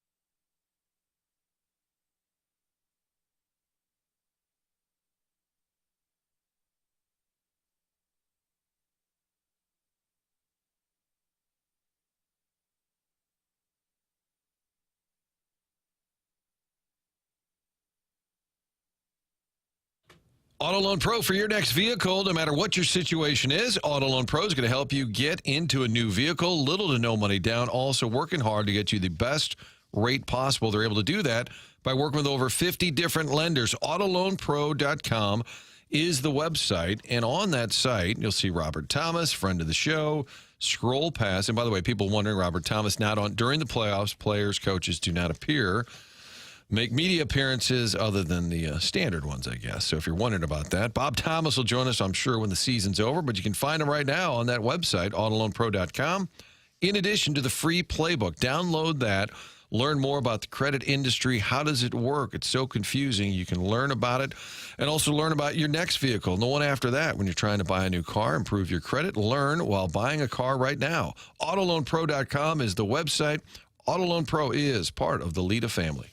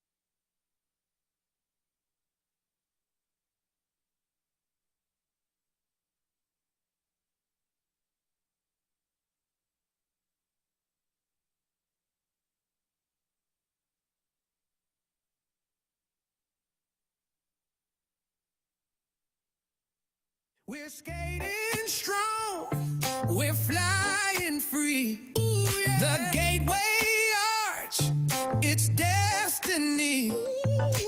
Benny in the crease, he's locked, he's tight. Here See, we enjoy these. Not all of the textures do. Somebody says the worst thing to happen to this show since the Boot Man took over. Nice little tunes. They said the Boot Man and Grumbly. What's here, Vaughn? Doug Vaughn. What's going on, Dougie? Joey Vitale is on the call tonight. He is back from Winnipeg. Took a while. We like logistics on this show. Blues analyst Joey V with us. Joey, was there a delay getting out of Manitoba? I don't know, man. I don't know. There's something wrong with the plane again. You know, it is what it is. But stuck in Winnipeg all day. Long day yesterday, stuck in Winnipeg. There's a couple worse places to be in this continent. I will say that. A couple. Two. Where would those be? Let's see here. The furthest. Yeah, I'm not going to go there. Never mind. We're good. Okay. I don't want to offend. I don't want to offend any of your listeners. I know you guys have a good wide spread of listeners across this continent. Well, I don't know about That's that. true. Where were you sitting on the plane, on the tower? Or were you just sitting at the gate? Yeah, we were sitting on the bird, and we were prompted by Richie Jankowski comes on back and says, we're going back to the hotel. We said, all right. And we just packed up all our stuff. They got us a new bird, came in from Raleigh. So bit of a longer day yesterday, longer than I think a lot of people were hoping or wanting. But, you know, it kind of worked out kind of good in the sense where we went to a team dinner. The entire group got together at a steakhouse. So we ate there last night and then a later charter to get in. Luckily, the Blues and players especially and broadcasters, too, got in at a good time where we could get some good rest, ultimately get ready for a big Game 6, here. Curbs was not too upset. Curbs tried to find the silver lining and everything. You know, it bugs me because sometimes I just want to be grumpy and miserable. This is going back a couple weeks ago when we were still deciding, like, hey, is it Winnipeg or is it Vegas in the first round? It's kind of a toss-up. And it came down to that final game. And it came down to that final minute of that Minnesota game. If you remember, they were playing the Ducks, and they were losing 2-1. And we're here in the booth, and we're calling the Utah game, which was the Blues' final game. And if the Blues were to win and Minnesota were to lose in regulation, we would make the playoffs and play Vegas. So everyone's excited. Everyone's like, yes, Vegas. So this is a good city. I like the matchup in a lot of different ways. And then Eriksson Ek scored with like 20 seconds to go in that game to tie it, which sealed our fate to go to Winnipeg, which I told Curbs, I go, dude, we're going to Winnipeg. And he looks at me, I'll never forget, he goes, well, the good news is they have a great French onion soup at the hotel lobby at the Elephant Bar. Nice. Wow. And I wanted to deliver a fist right to his suckhole, right? Oh, gosh. That was one of the keys to the series. We never talked, Doug, we never mentioned the French onion soup in breaking it all down. Yeah, that was not what I wanted to hear in that moment. Of course, then yesterday the plane incident and everyone's laughing and joking. Well, at least we could go back to the elephant room and get another French onion soup. Instead, Rich Jankowski calls the steakhouse, Doug, and says, hi, I need a table for 55 people. Can I get a table for 55? Yeah, they were pretty pumped about that. I wonder if the people waiting on you are like, oh, you guys are with the Blues? Go screw yourself. They can't be too excited to be waiting on the Blues. I can't imagine so, but you know, I will say though, I love meals with hockey players. I love meals with hockey personnel because there's really no etiquette. Like we sat down at this dinner yesterday. Again, beautiful steakhouse. They have apps just on the table ready for us. Salmon, raw salmon with capers and creme fraiche, and they have tuna tartare and mushroom stuff. And you know what? Like any other situation, people like kind of delicately kind of mosey in and how you kind of you kind of get acquainted and who's going to be the first one to take it, and no one wants to be the first one, and how do I delicately grab this? How do you guys just get in and they literally we're not even sitting down, we just like already are grabbing stuff and just mulling it down, and there is a certain culture, like there's food, let's go eat it. So you know what, at the end of the day, it was a good meal. More fun with logistics. Who gets to decide where you go and when you get off the plane? Is it Armstrong? Is it Montgomery? Is Stillman there doing that? Who makes the calls? Well, it's a good question, Doug. Thank God you're on the show today to ask. You guys should have like a chart for every time that the guy comes on and says, that's a good question. And then like at the end of the year, who has the best question? Like have like an award. Does that make sense? We know it would be Tim. Oh, here we go. There it is. Yeah, well Tim, apparently Tim's not even there today. Is he in the bathroom? Where's Tim? He is under the weather. 4:30 a.m. group text saying that he was up sick all night. This Game 6 has probably got him in a tizzy. Yeah, well, he doesn't sound like a hockey guy. I can't think of many players that would wake up with a little bit of the sniffles and decide not to play this one. Wow, Kirkwood on Kirkwood. Crap. With the drive-in pickup today at pickup line at St. Peter's, it might be a brawl. So Doug's question, who makes the call? I have a feeling everything goes back to Army. Yeah, so at the beginning of the year when they get the schedule, right, they kind of look at everything and they come up with a group of different parties. So you look at the schedule, you look at the travel days. How are we going to travel this day? Are we going to stay the night here? Are we going to travel through the night there? We're going West Coast to East Coast. What are the thoughts here? So I think that, Ryan Podell, who is the strength trainer here for the Blues, he has, of course, the knowledge of what this means for the health of the players. Sleep, nutrition, obviously is paramount for these players to be doing what they do. So he puts in his input, if you will, about, hey, this is how I would look at the whole schedule. This is where I would stay. This is where I would travel. This is where I would get days off, etc.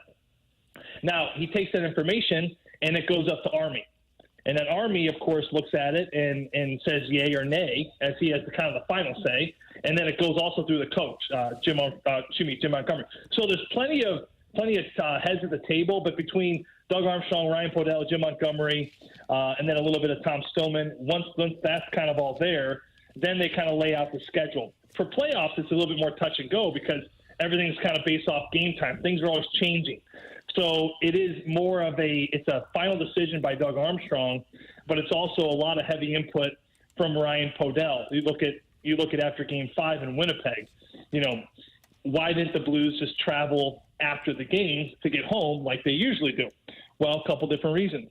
It was an 8:50 start, if you remember right. And also keep in mind, with an 8:50 start in playoffs, that doesn't necessarily mean we're looking at a 3-hour game. This thing could be a 4.5-hour game. We saw a second OT just the other day. So you can almost be looking at an extra hour and a half, 2 hours tagged on to the end of the game time. So with that, the anticipation thought process is, well, with that late of a start, with the unknowing of going into overtime and how late this game can go, let's just leave the following morning, have the guys get a good night's sleep, which, of course, they did. Ideally, we're supposed to be leaving there at 11 yesterday, which, of course, we didn't because of the delay. We got in quite a bit later. So, yeah, potato. I don't know. Is it good to stay? Is it good to go? Some players feel different. I love the debate. I'm more of like the devil's advocate. If we stay, I always try to, kind of poke the bear of the guys that wanted to go. And if we go, I kind of poke the bear of the guys that want to stay. So, like, yesterday, I knew a couple players that wanted to leave right after the game because they don't sleep well after games. I'm like, can you believe that we stayed? Like, oh, this is ridiculous. Why?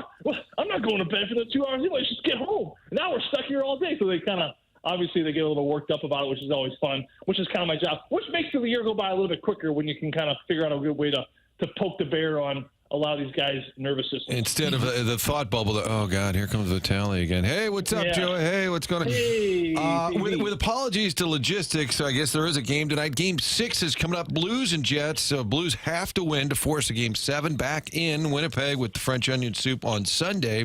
What is your expectation, Ty? It feels to me like a more, and you never know, but it feels like a low-scoring, tight game. What do you think? Oh, listen, anytime there's an elimination game, it's hard. It's hard, right? This is where the team you're trying to eliminate, which tonight is the St. Louis Blues, they are going to have a little extra gumption to their game, more so than they've had even in this playoff series. And they've been playing some high-tempo, energized hockey. But, being in those games where you're on the brink, there is just an extra level that you just can't even describe because that if you don't go a certain way, you're packing your stuff up and the year's over and basically all hope is gone. So there is an extra level that the Blues will bring tonight. The question becomes, can Winnipeg match it? Can they get to their game quicker? And then can they put the Blues behind the 8 ball as quickly as possible? I will say, being around this group for the last couple of days, they feel like there was a lot left on the table in Game 5. I think for fans, the bystanders, they felt that. These Blues players did not get to their game. I think there were especially a couple individuals that looked like they weren't grabbing the moment. There was a moment in that game where the Blues could have completely taken over the game, and in my mind, taken over the series. If this would have changed the way it was supposed to, we could be singing a whole different tune of "Can the Blues finish the Jets here tonight on home ice?" And that moment was when Jimmy Snuggerud scored that goal to tie it up in the second period. It was maybe the softest goal that Connor Hellebuck had let up all series. And he's been letting up a lot of goals. He got pulled twice. But that was the softest goal. And it was in the second period where the Jets were up 2-1. The Blues tie it. Guys, I'm telling you, the energy in that building, you could hear a pin drop. And the play was going on after that. And it was so quiet. You felt the crowd so uncertain about, after watching that goal, another soft one going past Hellebuck. It's just not the year for us. And you felt it for a couple minutes, and all of a sudden, that was the moment for the Blues to go out and grab it. Not to mention, Winnipeg lost their captain, right? Scheifele was out at that point, too. Their assistant captain, but their biggest leader. So Scheifele, the biggest forward leader, is out, right?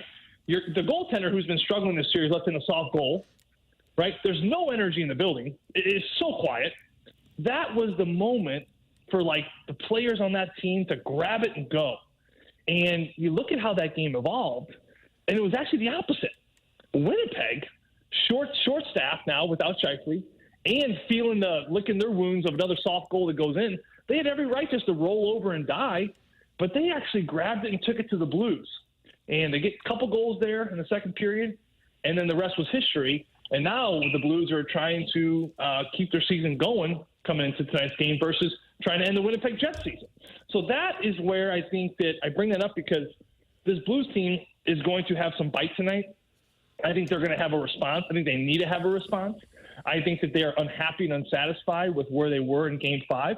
I think some individuals know who they are as far as players that just, for better or worse, did not show up the way they needed to for that team. And you look at that moment in the game where, man, we can grab this series and just go, and they did it. So I think there's going to be a lot of bounce back tonight. I think it's going to be an emotional game. I think it's going to be a feisty one, an energetic one. I think it's going to be one that just brings fans on the edge of the seat all game long. I don't think we're going to see any multi-goal leads. I think this game potentially probably could go to overtime. The very first time this series has gone for a game to go overtime. We haven't seen it yet.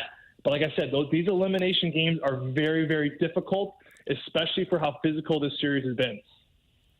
Sometimes it seems like when a key player goes down, the teammates kind of pick it up, at least in the short term anyway. I wonder if that ever happened to Sidney Crosby, if you got hurt, if Crosby would elevate his game with Pittsburgh.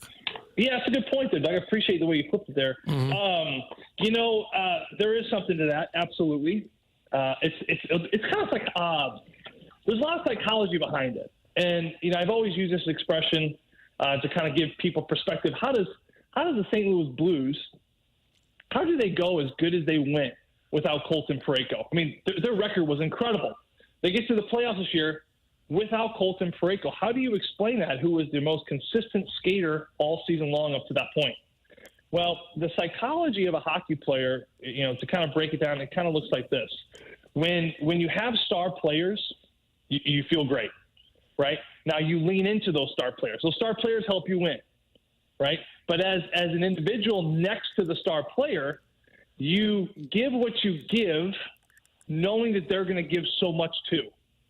So you don't really maybe hit the capacity of what you can give because you know that you have help, right? I saw this with Crosby in 6 years being alongside him. Heard of him? Teammate of mine. Good. 14-12 on the clock. 14-12 for the Sid the Kid drop. Got his cell phone number plugged into my phone. Not a big deal. So, when I'm playing and Crosby's out there, he's kind of doing his thing, and you just kind of feel good. Like, Sid's out there. We're good. Everything's going to be fine. We see this in Edmonton with McDavid, right? We see it here in St. Louis when Colton Parayko. Okay, if I'm Ryan Suter, I'm like, okay, we got Colton. We're good, right? So you kind of pull back a little bit, if you will, and you know you have this safety net of this great player. So there was a time I was in Columbus, and Marc-Andre Fleury, he got injured. Brent Johnson was injured. We called up this kid named Brad Thiessen. He had never played an NHL game, right? He was a goalie. And I'll never forget the locker room where, Brad was super nervous, his very first game.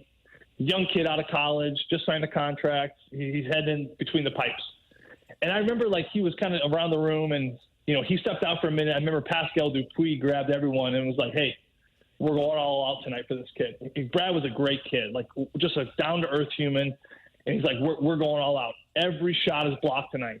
And we rallied behind this kid. And he won his, first 3 games.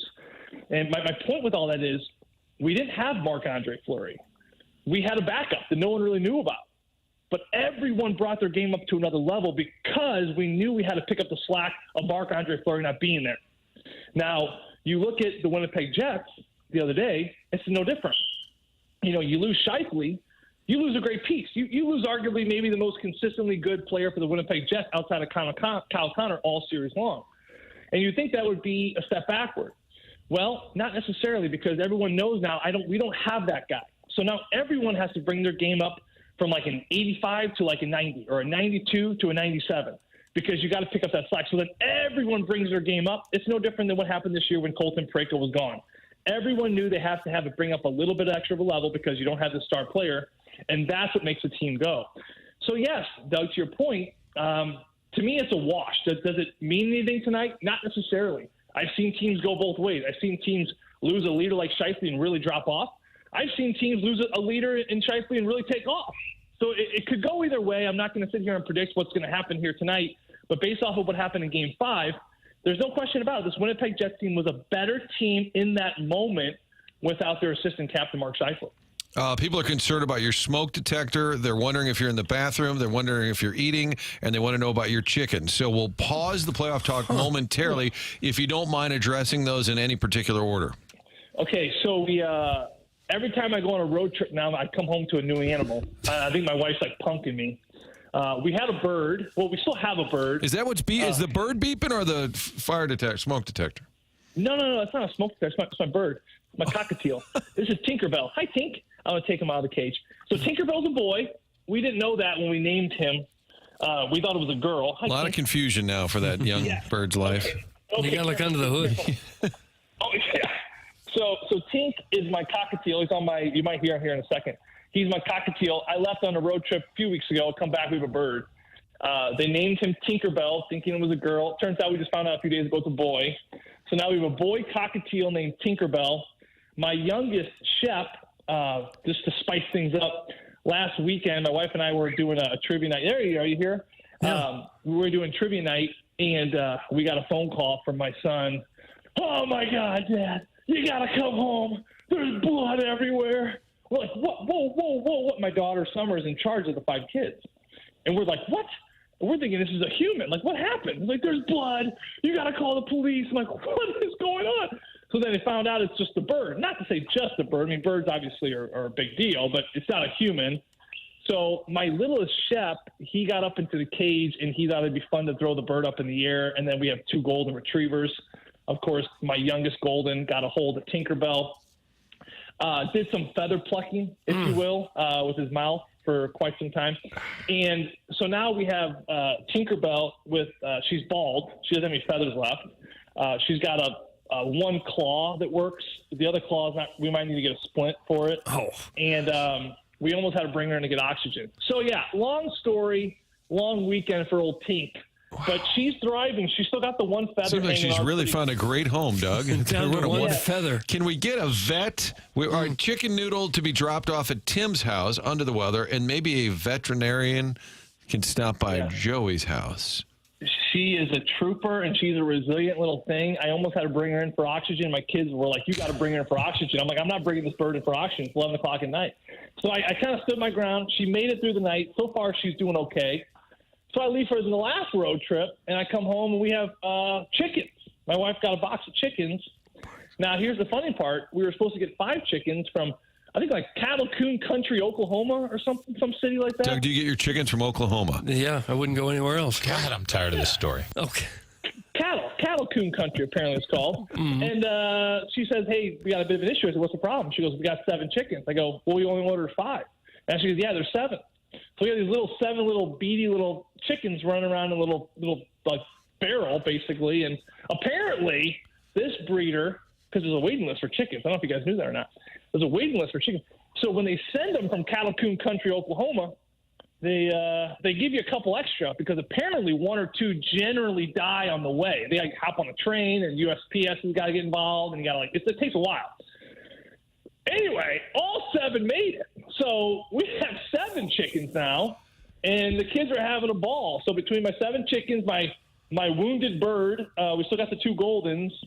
We're trying to think of. I really, in some ways, it'd be the worst thing in the world for the Blues season to end because again, every time I go for a road trip, my wife comes home. And I come home to a new animal. So but you're not rooting for that. You don't want that to happen. Clearly, you don't. No, but listen, the silver lining, like the French onion soup, like the French onion soup in the elephant room for Winnipeg for Curves. This is my silver lining. It's like, well, if I don't have to travel anymore, that's less excuse for my wife to get a wild animal. How are you not a reality show at this? Doug's got the TMA, the Real Housewives, the Vitale household should be filmed 24/7. Joey V on the call tonight. We've got Blues Jets. It's a game 6. Blues must win. They are riding a 14-game home winning streak. We saw tempers flare in game 5. How do you think the physicality tonight? Obviously, the Jets are ticked off at the Blues. They're upset about what happened to Scheifele. How do you think that part of it plays out? Because you can't take stupid penalties, but I feel like it's got to be chippy from the first puck drop. Yeah, there's got to be a balance, right? You gotta figure out a way to get to that edge, but not put yourself over, right? That's the key when it comes to being physical and agitating. We've seen the Blues step over the line a little bit. Whether it be like a Bolduc cross-checked Iafallo in the first couple games, that's stepping over the line. You have to push it, but you can't push it where you're going to put your team in a bad spot. The Blues feel confident with their kill, which is a good thing. But at the same time, this is a power play for Winnipeg that is going to explode at some point. At some point, it has to, right? And it's been a very, very kind of quiet power play. So being physical is going to be important. I think Winnipeg is going to have some extra jam here tonight. They're going to be playing a spirited game without their big leader up top. Braden Shen, I talked to him briefly on the plane yesterday. The league, he heard from the league right away. There was nothing there that was suspendable for the hit. So there's really no issue there, as we all know. But I think that the Winnipeg Jets still have a lot of fire about what that hit was, and it wasn't a hockey play in their mind. So they're going to have a little extra spirit. They're going to have some fire.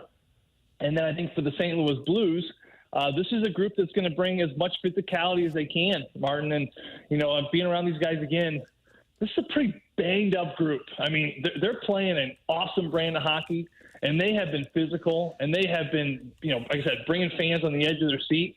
But don't ever mistake one thing. When you're getting hit or you're giving hits, you're going to take a punishment. Playoffs are a different animal because in the regular season, if you're playing the Carolina Hurricanes on a Thursday, you're going to hit Sebastian Aho. Well, you're going to hit him to make a hockey play. But after that game, you're not going to see Sebastian Aho maybe for 4 months or maybe like another year because that was the last time you played him. Playoffs are different. Playoffs is nothing but an investment. Right? Every time they hit Josh Morrissey, they're not necessarily just trying to make a hockey play to separate him from the puck. They're trying to take him out of the series, right? So that's where there's just an extra oomph, right? There's an extra to every hit. So it's that it takes a toll on your body. It takes a toll on whether you're getting hit or you're giving a hit. So, to me, it's about tonight finding that balance where you don't want to put yourself in a bad spot. You can't overdo it, but you can't be a quiet little mouse either. We were having a discussion the other day on the plane about balance. Talking to Jamie Rivers and a couple of the guys. Like sneezes. You guys like when someone sneezes. Doug, when someone sneezes, and that always makes you think of playoff hockey. It was kind of, yeah. I was leaving the hotel yesterday in Winnipeg. After the second journey, after I finished my French onion soup, and this guy at the front desk, he let out a sneeze. It was like, I felt it from like the bottom of the belly. Is there drug testing for announcers, Doug? It shook. Yes, come on in. Hi, Lupe. Hi, how are you? As I Good to said, see you. is there drug testing for announcers? Are you okay? Do we need a wellness check, Joey? No, someone just showed up to help me with my chickens. Anyway, they're going to look at the bird too. So anyway, this guy lets out this sneeze, and I'm just like, that is over the line. That should not be acceptable. So then we got into what is an appropriate sneeze, and then we started talking about Alexa Dat. Have you guys ever heard Alexa Dat sneeze? Her sneeze? No, she doesn't usually sneeze on the air. Yeah, I guess you're right. But around the rink, or have you ever been in the locker room with Alexa Dat? Okay, so Alexa, this is how she sees, right?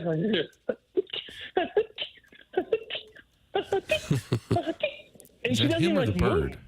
No, that's me. That's you. So yeah, and I'm like, Alexa, my goodness, let it out, will you? That's bugging me. So you can't be. My point is this. What is? I'm sorry to interrupt, but what is the point? So this is the show, huh? Physicality tonight is going to be like a sneeze. You got to find that middle ground, right? You can't be over the top like that guy from Winnipeg. You can't be like Alexa. You can't be a softie either. You just got to find that balance. That's Doug, now it all makes sense. It does. So the Blues' intensity tonight is a bit like a sneeze. Yes. Okay. You guys get it now. Finally. God, I got to explain it for 10 minutes. You guys need to sharpen the old toolbox over there. But the sneeze of the guy at the hotel, not Alexa Dat's sneeze. Well, you got to find a balance. You got to find the right middle. See, Doug, you're not listening either. Okay, I don't get it. We need Tim. Oh, there it is. There he is. He's a lemming as well. We need Tim. Joey, thank you for the insight, and looking forward to the call. 6 o'clock pregame, a normal start time for the Blues fans. Huge downtown night with the Cardinals and Mets, Battlehawks with the Arlington Renegades, and the Blues all right around 7 o'clock. Sold-out show. Blues trying to force a Game 7 back in Winnipeg. I'm assuming that would be a night game on Sunday. For fear of talking about French onion soup, I believe that would. Don't you think 6:30-ish on Sunday? I heard a 6-ish start on Sunday. I was hoping for an earlier afternoon because it's the only game scheduled. I didn't think the NHL would want to go head to head with the NBA, which have a couple night games. But you know what?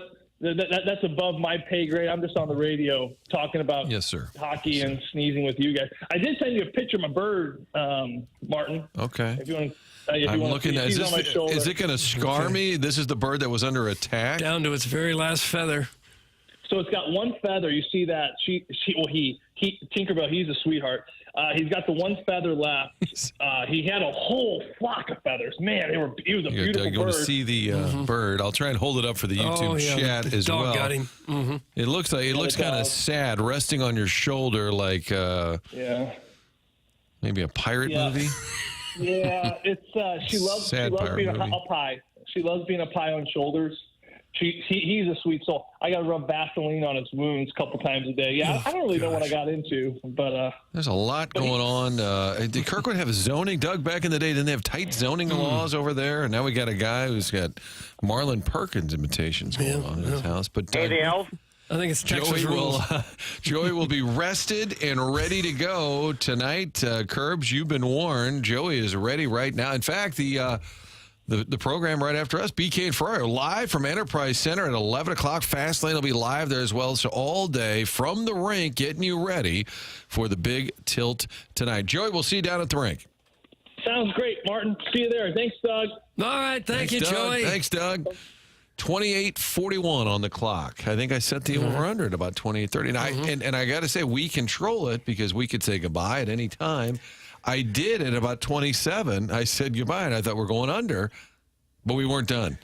We weren't done. Once he gets going. That's fine. I had a bird picture. There's no better analyst in the world. Joey's great. Shooter McGavin said, where'd it go? Joey is the best. Oh, this thing's jumping on. Joey's the best. If we could bottle that energy and sell it in easy-to-drink form. He does have a lot of energy. Boy, he does. And a lot of animals. But if you have a bird, don't you keep it in a cage? How do the dogs get to it if it's in the cage? Well, it feels like the bird's not safe. Does the bird just have free reign in the house? Whoa, dog. What? Permission to share bird pic on fan page. Is that because I held it up? Does the bird have to sign a waiver? I wouldn't think so. I don't know how he does that. I am strictly anti-winged animal, so I couldn't be me. You wouldn't want a bird in your house? No, absolutely You're not not. afraid of them, are you? There's a level of fear involved, yeah. Of a little bird? Yeah, I told you the other day during one of the commercial breaks a few years ago, I had just like a tiny little sparrow or something in that community make his way into my house, and I used to play some hockey back in my day, so I went downstairs, grabbed my helmet, my gloves, got the stick.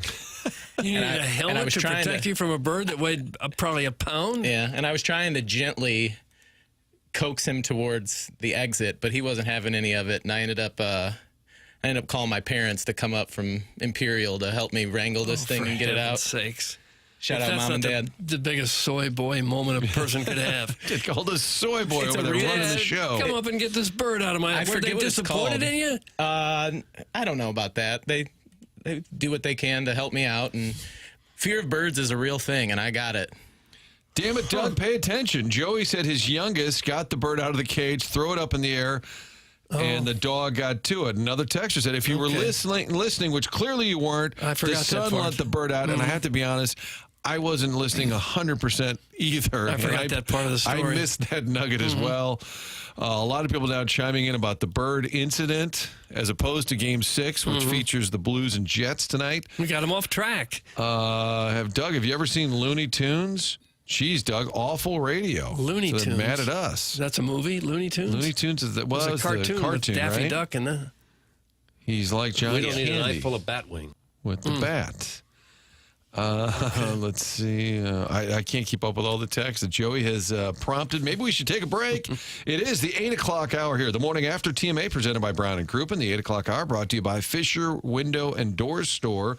Text in or email in because, of course, we have the Design Air Heating and Cooling email of the day. That's how we close out the show. Air Comfort Service text line 399-9646. 314-399-9646. We will try. I don't want to be accused of no text Chuck. Charlie Marlowe is known for not reading the text. We'll just unload text. They want more drops. I thought you did a great job mid-Joey weaving in some drops. Yeah, I typically... which were kind of insulting, but I liked it. I don't typically like to go drops during a guest, but Joey feels like I can waive that rule a little bit. He's more of a friend of the show. And it was also hard to, another thing I try not to do is step on people, even Joey. And there's not a lot of room to breathe when Joey gets going. No, you got to be quick. You're looking for that opening that just isn't there. Yeah.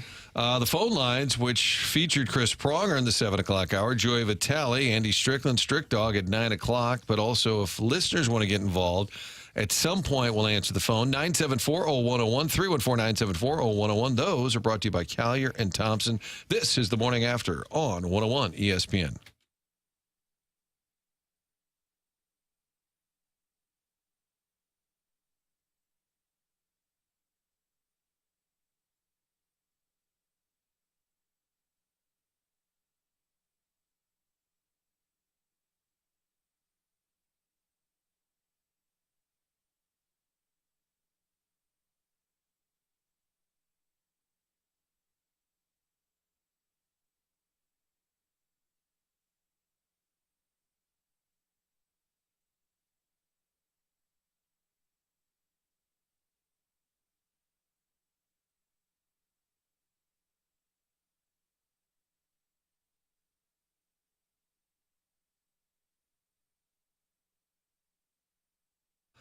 MidAmerica.com or FlyMidAmerica.com is the website. That's where you can book your next flight. Looking to warm up, head out to Vegas, weekend trip, golf trip, or go to Hilton Head, Florida. 7 different destinations, all of those going out of MidAmerica St. Louis Airport in Mascoutah, Illinois. Again, the website is FlyMidAmerica.com. Also adding Gulf Shores into the mix of places you like to load up the car and go to. Don't have to do that anymore. Instead of loading up the car with all the kids, just book a flight. Great prices from Allegiant Air, and now the convenience of MidAmerica St. Louis Airport. Parking less than $10 a day. Easy to get in, get checked in, and get to your gate. The typical time, I say this every time, because it's hard to wrap your head around it. From parking the car to the actual gate to get ready to get on the flight, about 15 minutes. Think about that with your latest airport experience. 15 minutes from car to gate.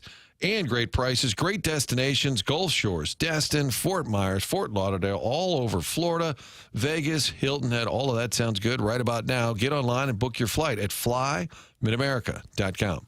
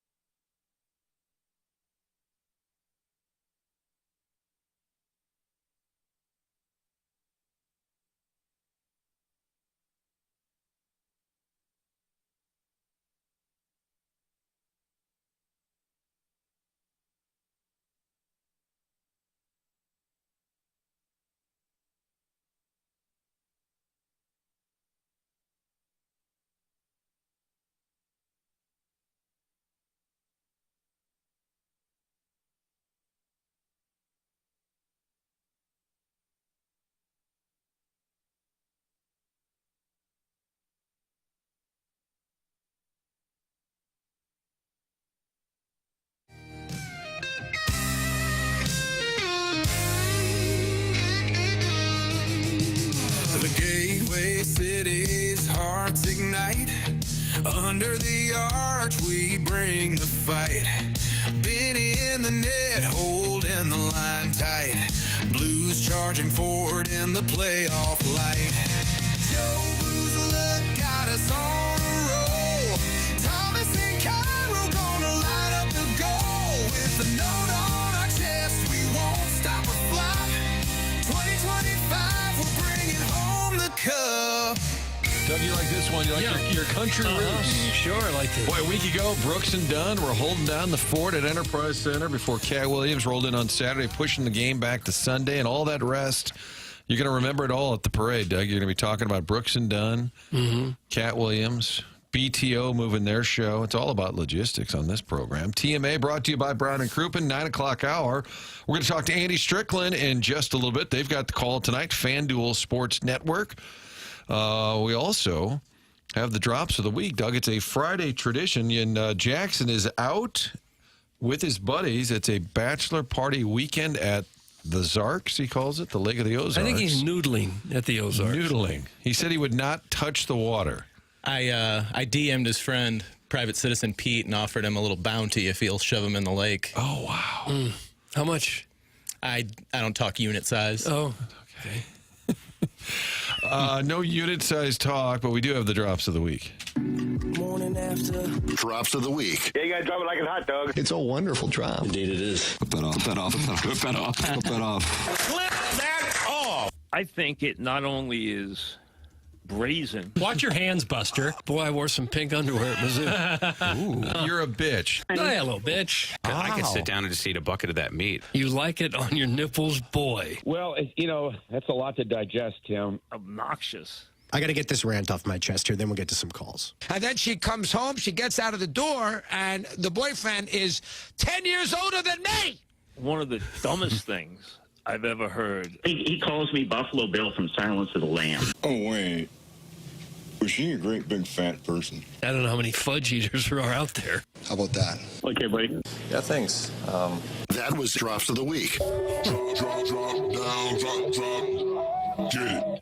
There's a lot going on there. Another disappointing week. Did he actually weave in Buffalo Bob, the real Buffalo Bob? Yep, I caught that. After caller Dan Jansen was accused of being the real Buffalo Bob, I think Jackie Papers weaved in. You wonder what he does all afternoon, Doug, when he's here? That's what it is, I guess. He's going back with the forensics of the show that was, the audio that was on the show. John Kelly telling Tim after one of his questions that it was a lot to digest.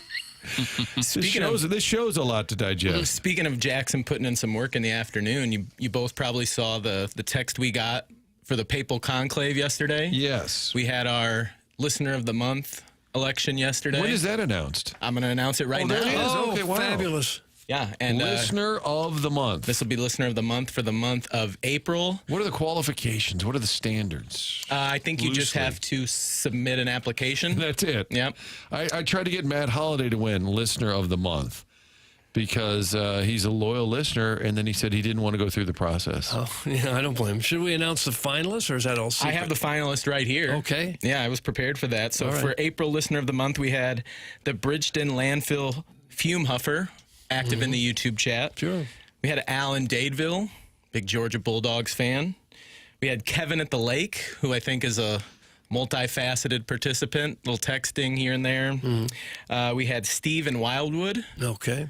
Always a presence. Yeah. And then Big Tuft, DBA TMA remote lamp in the YouTube chat. Okay. Those were the finalists. Okay. So they were the finalists. And only one gets to be listener. And what comes with that distinct honor? I believe, if I'm not mistaken, there's a TMA prize pack, some different goodies. Okay. This might be where you get that portable Bluetooth speaker, good for hitting the golf course. We got the Dotem coming up. So, yeah, a little swag box there. And this guy is no stranger to taking home awards with this program. Former Listener of the Year. Congratulations to Steve in Wildwood. Steve in Wildwood. He won it, did he? For the April Listener of the Month. I forget what he did in April. I don't know. I think just a couple of calls here and there. Texts, okay. Pretty consistent presence. And he's the one who has dinner reservations tonight at Wright's Tavern that took him a long time to secure. Oh, that's right. Could you have picked if you're a sports fan, worst night? You may have picked the worst night to have dinner reservations. No offense, Steve, and congrats as well, because the Cardinals, Blues, Battlehawks are all playing in that 7 o'clock hour. Listener of the month, Steve in Wildwood, who is a chairman much like Curtis. He's had a big career with this presentation. He has, and we've seen what being a listener of the year can do for you. That's how I got started. I was the inaugural listener of the year. The inaugural listener of the year. And now, look at me now. Yeah, and look at Steve, too. He's got that fancy high-rise overlooking Busch Stadium. He's got 2 or 3 homes, Dogtown, Wildwood, you name it, homes all over town. You got myself, you got Steve. I think Buck Swope might have won it last year. You can make a lot of money listening to this show. TMA royalty. Now, did you vote in this one, Martin? I feel like sometimes you abstain. I didn't want to let You don't people have to answer that. I often see the text and say, I need to take care of that. And then the next day I go, crap.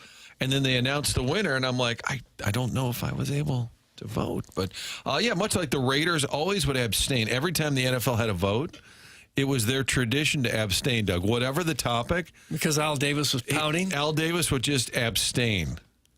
And I don't know why, but he would often just sit this one out. I may or may not have remembered to vote, but it's a papal conclave. Everyone else has voted. It is the 9 o'clock hour, brought to you by Mark Hanna, Evergreen Wealth Strategies, 9 o'clock hour. We closed out the 8 o'clock. Fisher Window and Door Store, 8 o'clock hour. We've got a busy 9 o'clock. Strick on deck, Andy Strickland with a little more breakdown. We got a Game 6 tonight. Blues and Jets. We'll do that after this. TMA brought to you by Brown and Crouppen.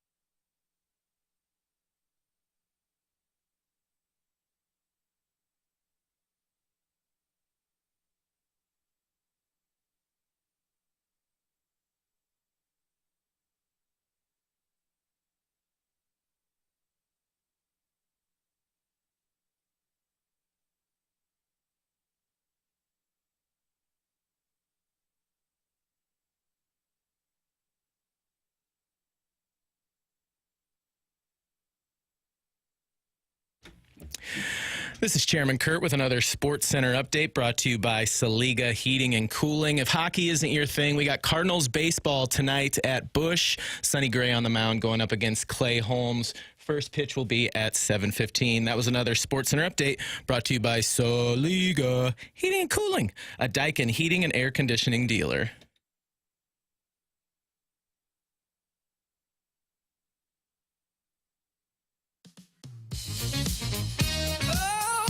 Oh, yeah. Well, the ice is cold and the lights are bright. Blues will take the cup on a Saturday night. Robert Thomas dancing with the puck. Snipe a top shelf, oh, what a run of luck. Oh, and O.B. Clark's, the crowd's going wild. O.B. Clark's got a weekend. Let's get to Uncle Strick, Andy Strickland. This is Daddy's time of year. We call it DTOY. Andy Strickland with FanDuel Sports Network. They've got the broadcast tonight. Strick on the pregame, the postgame, the in-game. Gets to do the player of the game on the ice. That's kind of cool. Broadcast to the entire building. Strick, on a 1 to 10, how fired up are you for tonight? Well, I would say I'm a 10, Marty. I mean, it's Game 6, obviously a chance to extend the series and get it to a Game 7. So they're at home ice. The crowd has been absolutely buzzing, as you know. Listen, there's nothing like playoff hockey, man. The city's electric. So how could I not be a 10, man? I'm ready to go tonight. How about the matchup? We've got a little bad blood now. Coaches kind of sniping at each other. Shifley didn't even make the trip. It seems like the Jets maybe are a little more pissed off at the Blues than even vice versa. Maybe, I mean, listen, we've seen coaches kind of go at each other a little bit. John Cooper, Paul Maurice have been doing that. At least they were in the Tampa Bay, Florida series. But, these are two guys that have known each other for a long time, going back to when Monty was a player playing in the American Hockey League. So, early in the series, they talked about how much respect they have for one another, how much they like one another. But, listen, Monty obviously came out. He wanted to make the league aware, at least, make the suggestion that Shifley's injury wasn't related to the shin hit, and it was from the Foxa hit, where he literally skated right into Radek Foxa. That line was the best line in the game, by the way, the Blues' fourth line. But, obviously you look at the other side and, Scott Arniel, for good reason, he's upset. His best player is unavailable for Game 6, not making the trip. So I'm sure emotions are high when your best player gets hurt and he's out of the series for now. How big a factor do you expect that to be tonight, not having Shifley? Listen, it's a great question, and it's the obvious question to ask for sure. But talking to hockey people over the course of the last few days, they don't believe it hurts Winnipeg nearly as much in the short term as much as it would in the long term. If Winnipeg's able to get past St. Louis, get into the second round, if they advance even past the second round, and they don't have their captain and their best player in Mark Scheifele, you just can't replace these type of guys. His ability to make plays, the chemistry that he has with Kyle Connor, is just irreplaceable. 89 points in the regular season. We all know that he can score goals too. So in the short term, I think they can get by. They played pretty well, actually. Probably played better without him than they did with him in the previous game after he went out of the lineup. Short term, they're fine. Long term, it can really hurt them. I think Blues-wise, a couple of names, like Bolduc for sure, need to get him going. I mean, some guys have been quiet. What can they do? Let's just start with him, Zach Bolduc. What have you seen? Coach Strick, what have you seen from his game? Well, he's got to get shots to the net. He's got no shots on goal each of the last two games, so that'll be a start. I mean, listen, he's a young kid. This is a big stage for him. He's not a guy that played in the World Juniors in the past, although he did play in the Memorial Cup in Canada. So he has played in huge games in the past. I shouldn't say that about Zachary Bolduc, but it's tough to score in the playoffs. But for me, it's not about him coming into a game like tonight. When it's Game 6 and you're trying to stave off elimination, this is about your best players. And this is an opportunity for your best players to make a statement that you are truly considered an elite player in the NHL. And so not to put it all on the shoulders of guys like Robert Thomas and Pavel Buchnevich and Jordan Kyrou and, the other names that are, the guys that drive the bus for the Blues offensively. But it'll be tough to win a game like tonight, or certainly to win the series if they don't have their best players leading the way offensively. So this is where you want guys like the Thomases and the Buchneviches. This has got to be their game. They got to be the storyline coming out of it. Yeah, Kyrou didn't generate much offense at all in Game 5. Are they doing something to bottle him up, or Or what's happening there? Listen, I think it's a hard game. It's a physical game. Now, I don't know if he's still feeling the effects from the big monster hit that he took from Logan Stanley a couple of games ago, and maybe there's an injury there. But, listen, we all know what playoff hockey is and, what it takes to be successful. And you got to be willing to play in the hard areas and paying a price to make plays. It's physical out there. It's hard. It's not easy. And you're going to have bumps and bruises. And, listen, the guys that are truly willing to play through that typically have the success. That's why you see so many guys who are depth players versus just the household names stand out in a playoff series. And that's why the Foxer line was so successful in the recent game. You look at Nathan Walker obviously scoring 2 goals, and you can look at his second goal and say it didn't matter because it didn't necessarily impact the game. But, those are the types of plays that you want to see from your offensive players. I mean, the willingness to go up against the guy that's twice your size, win the physical battle behind the net, win the battle to the net front, and then obviously score the goal. I mean, a lot of guys obviously can take note of that. Nathan Walker still had 7 hits in the game. A guy like Braden Shen, not as dangerous offensively as some of the other guys we're talking about, like Kyrou, for example, but certainly can score, but he's laying it on the line each and every night. So I think he's third right now in penalty minutes. He's been there game in and game out for the Blues from a physical standpoint, setting the tone there. So I would imagine much of the same tonight, but it'd be a great game for Jordan Kyrou to break out, there's no doubt. Yeah, Strick, a lot of folks texting about Tyler Tucker. I think the assumption is he's out for this series. Is that fair? I would think so. Listen, the way I always say about injuries when it comes to the playoffs, because you're not going to get much information, about injuries in the Stanley Cup playoffs, and I get it. But if he's not practicing, if he's not on the ice with the team, then there's your answer. What's your thought on Connor Hellebuyck? I still feel like there's tons of pressure on him. If he doesn't play well tonight, then that's a huge story going back for a Game 7. And I still, the other night, give Winnipeg credit, but the Blues weren't able to pepper him with shots. I just feel like, and when Snuggerud scored, it was the Blues' second goal, but only their 7th shot. So if you could kind of parlay that into 30 shots, you might do a lot of damage. What do the Blues do tonight to get a lot of shots to maybe put him under the gun? Well, obviously play with a little more energy than what they played with the other night, and getting in on the forecheck and creating offensive chances off of that, and spending more time in the offensive zone, having more of a shot first mentality. Listen, Connor Hellebuyck is very vulnerable, and we've seen it. And so much talk about the Sundqvist save that he made the other day, but Sundqvist had the entire net wide open. If he one-times the puck there, that goes in. Not to say that it wasn't a great save, but, Hellebuyck, even in that situation, when you talk to goalie people, they'll say he put himself in a terrible spot. And, he doesn't have great feet when you talk to goalie, experts, guys who truly know the position, just in terms of his lateral movement. His feet kind of get stuck in the mud, they just stick to the ice. And in that situation, he just couldn't move from his left to his right and was forced to make a desperation save because of it. But and that's one that Oscar Sundqvist would like to have back, but it's a game-changing save at the same time. So, listen, there's so much pressure on Hellebuyck. He's talking about how much he's studying. That's probably annoying a lot of people, including former players. Like, hey, listen, stop talking about how much you're studying your goaltending and studying the shooters from the other team. Just go out there and get it done and win a big game when it matters, But you look at his last handful of road starts in the playoffs. He hasn't been good. I mean, going back to even last season, not just this year. So, he's a much different goaltender, it seems, at home in terms of, statistically when comparing it side by side. But, listen, he's been very vulnerable in this series. And, listen, unlike everybody else, I'm curious which version of Connor Hellebuyck are you going to get this season or tonight? He has certainly looked vulnerable. It's hard to believe that he's considered the best goalie in the league, that the best goalie could be vulnerable at all. But yet he is. I guess he's just a different guy in the regular season? I guess. I'm with you, Doug. I mean, listen, they come out with the finalists for the Hart Trophy,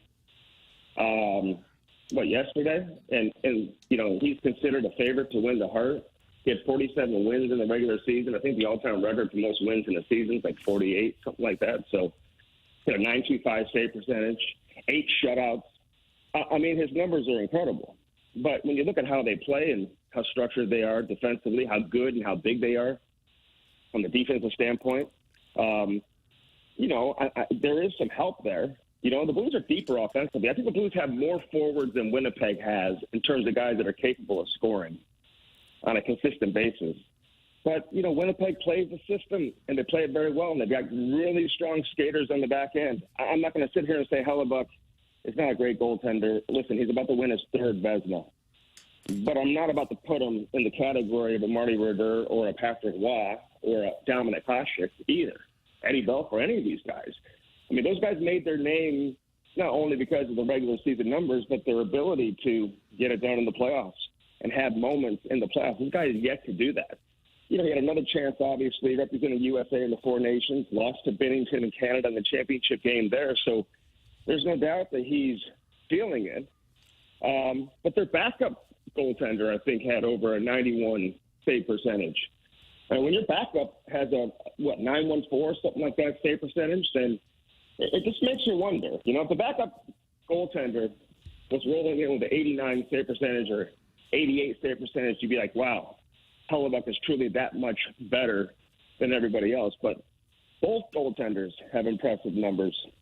So, again, great goaltender, a lot of talent. Reputation is probably deserved as a great regular season goalie right now. But he hasn't put it together in the postseason. I want to say, going into Game 5, 7 of his last 9 starts, he had allowed 4 or more goals. And 5 of his previous 9 starts, he had allowed 5 or more.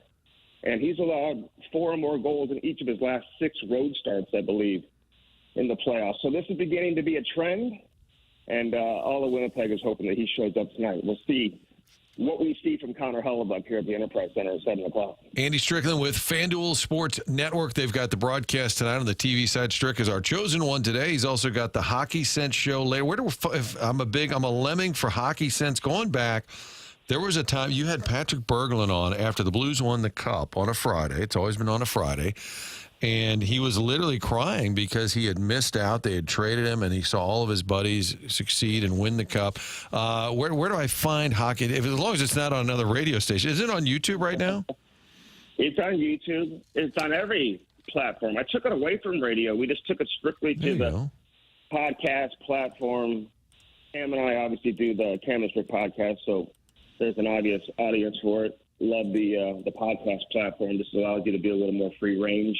Kind of say what you want to say. No rules, Marty. We don't like rules, Cam, hold on, Strick. Cam told me that you guys actually edit the beginning of the podcast, and I said, "Are you sure?" Because I've heard it.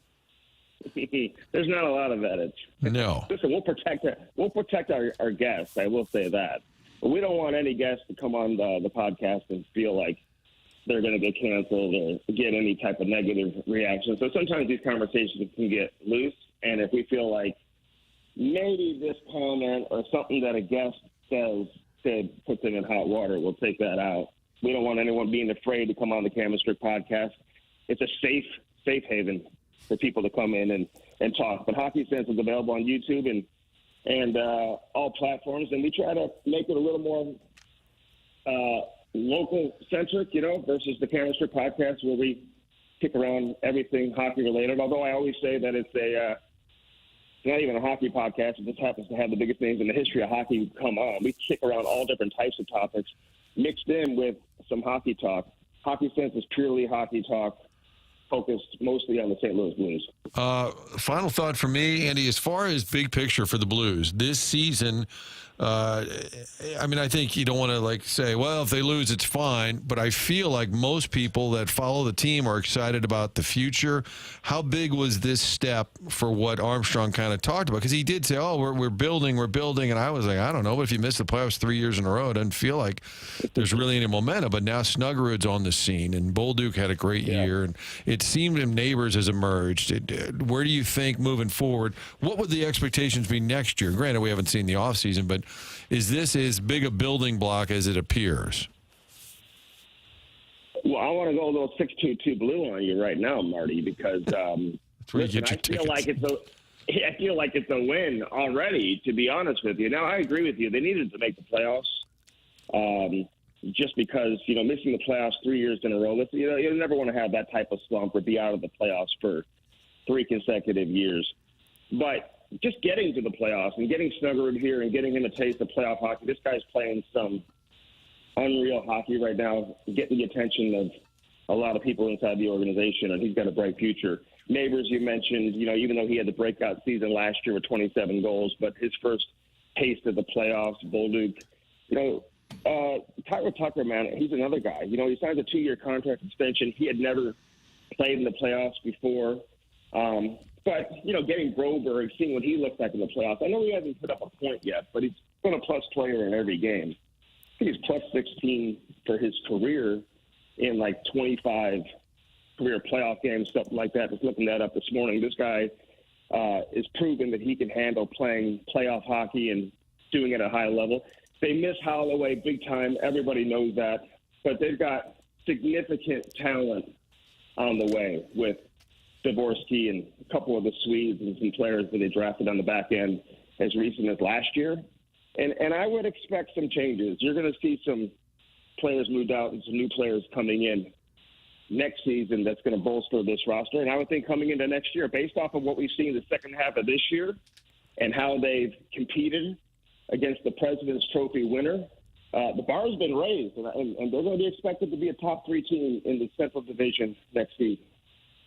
Andy Strickland checking in with us. Game 6 tonight, Blues and Winnipeg Jets, FanDuel Sports Network, or Andy Strickland on Twitter. Cam and Strick Podcast, Hockey Sense, all of the above. Santa Strick, thanks for checking in.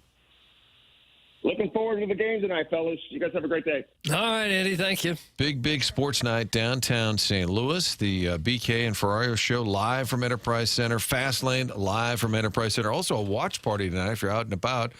We're going to have a watch party with Anthony Stalter from 7 to 9. They're going to be at Cafe Telegraph watching the game. A lot of folks will be tuning in that can't get into the building. Again, Cardinals sold 30,000 tickets for this game with the Mets. 38,000 or so sold for Saturday and Sunday. Somebody earlier wanted to know if Doc Gooden would be at the Blues game. I think he'll be at the Cardinals game. I would think so, yeah.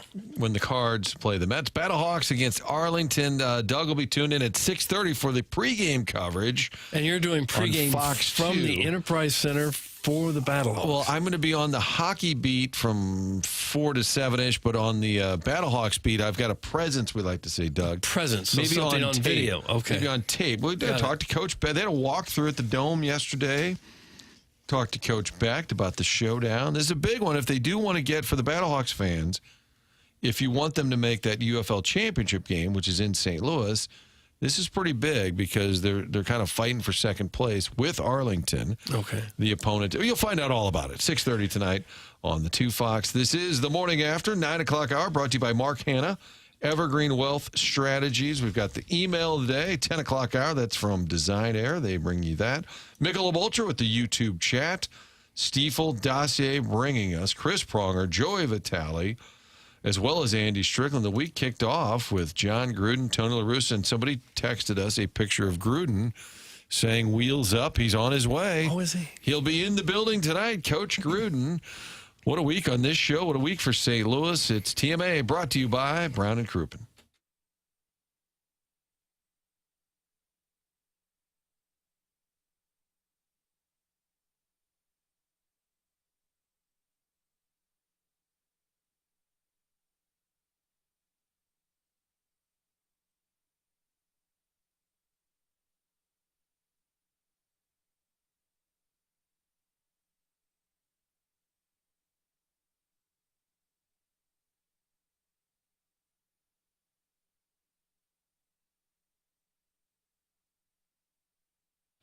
Together Credit Union wants to help you make that next home purchase. It can be complicated. We know that. The word is complicated, as I was trying to say. Together Credit Union, here to help you out. It's the hometown home loan provider. Together Credit Union has home loan solutions for every buyer. Get in on the action, whether you're buying your first home, downsizing, sizing up, or if you need a second mortgage, Together Credit Union can help. They have all types of loans, adjustable rate, fixed rate. They even have specialty loans like FHA, construction, union member mortgages, community contributor mortgages. Together Credit Union understands that this whole process can be a bit confusing. They're going to help you every step of the way, and it's all handled in-house here in St. Louis. Together Credit Union's experienced team will handle the underwriting, servicing, everything in between. All of that is done locally. So remember, Together Credit Union is your hometown home loan provider. Check out the rates at togethercu.org. Here's to making St. Louis your home. Together Credit Union, federally insured by NCUA.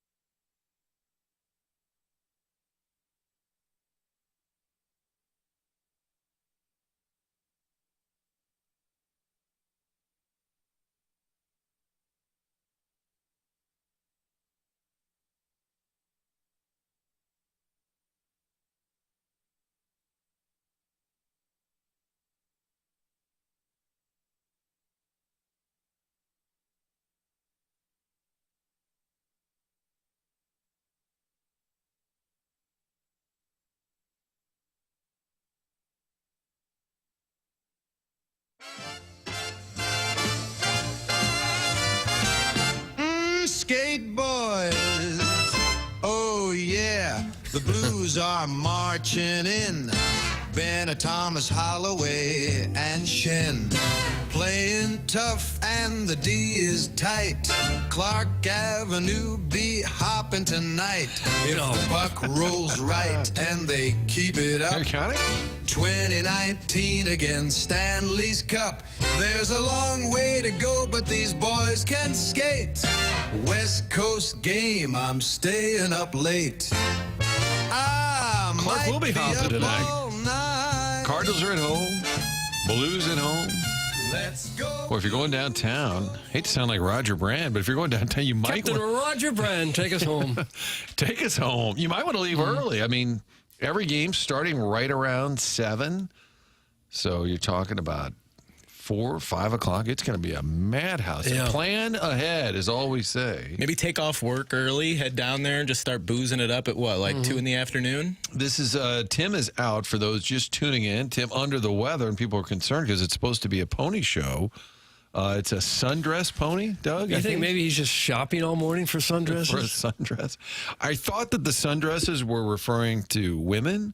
But whatever, it's 20. No. I don't know. It's 2025. I don't know anymore. Wear whatever you'd like. It's supposed to be a sundress pony show between Battlehawks, Cardinals, and Blues, all playing in that 7 o'clock hour. Toronto did get the first round win. The Maple Leafs coach Berube, we're rooting for Chief, I'm sure, I would think. No offense to Brady Tkachuk and the Ottawa Senators. Toronto won that game 6, meaning they move on. And now you've got the Maple Leafs taking on another Tkachuk, Matthew Tkachuk, and the Maple Leafs for a second-round showdown. Kurt, what's the backstory here, though? The Maple Leafs nearly had a major snafu. Yeah, so the Leafs have a couple of brothers on the team, Nylanders, and I believe one of them was a scratch. I think he's dealing with an injury. And they put the injured Nylander brother in the lineup and scratched the healthy Nylander brother. And apparently just not too long before puck drop, either an on-ice or off-ice official spotted it and did them the courtesy of letting them know. Because if puck drops and you've got the incorrect lineup in, there's no penalty, but the healthy guy would not have been able to play. Wow. I mean, William Nylander is their leading goal scorer. He's a superstar, 45 goals. So if you accidentally say no William Nylander, that would be bad. And we've got a little audio here from broadcast last night of I think it was on TNT, of them talking about the lineup snafu. I wanted to explain a little bit more about what happened at the start of the game tonight, because it could have been disastrous for Toronto. This is the official roster report. Number 92, Alexander Nylander, Willie's brother, is listed, and Willie is listed as a scratch. Now, Rule 5.1 is, before the game, if an on or off ice official notices, which clearly somebody did, you can go to the team and say, we are going to allow you to make the correction. You can fix that here. But if the puck had dropped and the game had started and nobody had noticed this, Willie Nylander could have been removed from the game. There isn't a penalty for that. It's only if you get the starting lineup wrong that there's a penalty, but Willie Nylander could have been removed from the game. What happened? Well, the starting lineup is absolute overkill for a coaching staff. Literally, our video coach says it to one coach, he reads the whole number and guy okays it. He goes to a second coach, same thing. Feels like overkill, number, name, and go. And then the third time after the lineup, he says it to me, and I have to say okay before he hits it.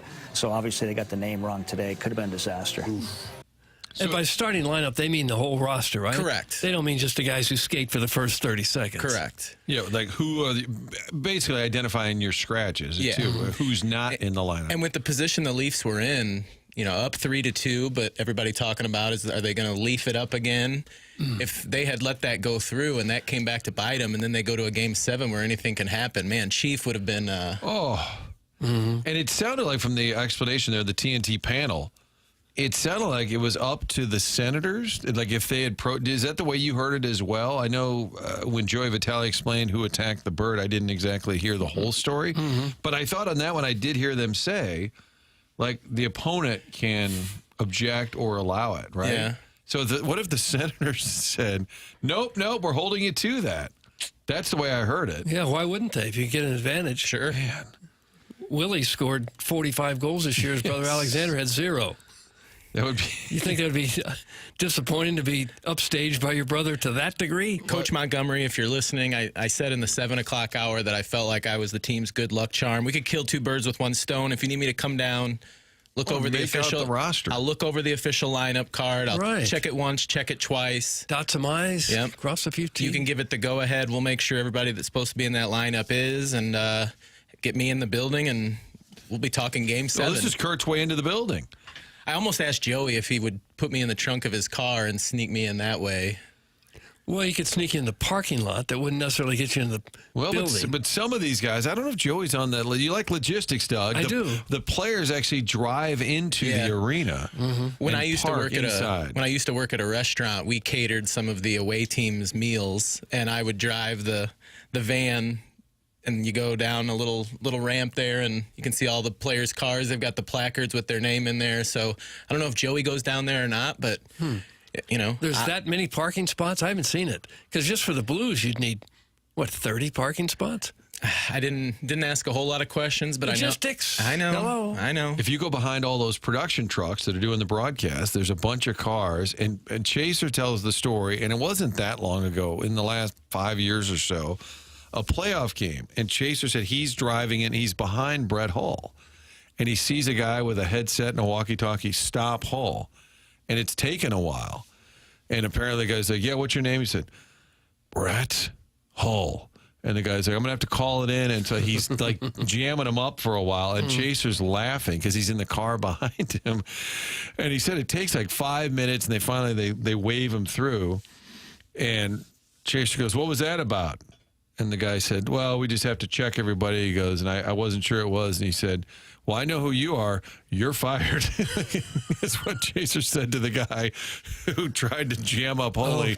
Meaning that won't sit well with number 16. The hardest guy to get past is the guy who just got his job there and has been told, you don't let anybody go unless they've got proper credentials. And then it doesn't matter if a superstar shows up without the proper credentials, he's not getting in. I've been stopped before at the entrance to Fox 2. There's a security guard, and sometimes they're new. And I'll run in if I don't have my card, or we're like, sir, where do you think you're going? Oh, I'm sorry, I'm going back to the sports. Do you work here? I'm like, I have for a little while. And the first City game ever, it was the debut of City Park, and we were scheduled to interview Carolyn Kindle, the owner. And we got to the security gate, and the guy said, where are you going? I said, we have an interview set up with Fox 2 with Carolyn Kindle. He said, who's that? I said, you might want to look it up. You might want to look it up. She owns the team that plays in this building where you work. Yeah. Logistics. I get tattoos of Carlos Martinez on my mama. I got locked out of Channel 4 a few times, too, and could not get past the guard and have to call someone. They'd call someone within the newsroom, and they'd have to come out and get me. Is that why you weren't on last night? You got locked out? That's it, exactly. Yeah. In fact, that's happened for about 3.5 straight years. 3 straight. You've been trying. You have hot takes you want to deliver. Right. And Savard won't let you in. I've got scores and highlights and cannot get them delivered. BK and Ferrario live from Enterprise Center. That's coming up at 11 o'clock. Fastlane will also be live from 2 to 6 from Enterprise Center. Blues, Jets. It's a Game 6 if we haven't mentioned that. 9 o'clock hour here brought to you by Mark Hanna. Evergreen Wealth Strategies. Texters have been busy today on the Air Comfort Service text line. Many with thoughts and prayers for Tim. Out sick today. Jackson, this day would have been mocking him. I think had Tim been here and that not become the focus, mocking Jackie Papers being with his buddies on a golf trip. Right. The 11 of them are staying at a big old condo. Doug, you thought it was a tent. I think it's just a tent with no pole in the center. It's a newer tent. We'll get a full report on Monday. Big Tough says, is KG actually the drop prince? They're enjoying the drops today. I like that's one of my favorite parts about being over here is just finding that when you hit the hole and you find that perfect moment and it's apropos of the conversation, that's a good feeling. Sharon and Clayton has texted in and said, Chairman, you go with me to pull fire alarms at the Ritz this afternoon and I'll find a way to get you in tonight. What's up, Sharon? Yeah. Your Joe Buck drop earlier got some mentions for being timely because Joey's story was a bit complicated, we'll say. And then Joe Buck chimed in, which gave you, you might be the drop prince is what they're calling you now. And a number of folks who have said the app is not working. Earlier it was like 1 or 2 texts, but a lot of people saying the website and the app, something is going on. We apologize. The best I can say, Doug, is we've made the proper people aware. Yeah, we've got our best folks on it. We have anybody on it at all? Well, we're hoping that it gets addressed. Apologies for those who are trying to use the app.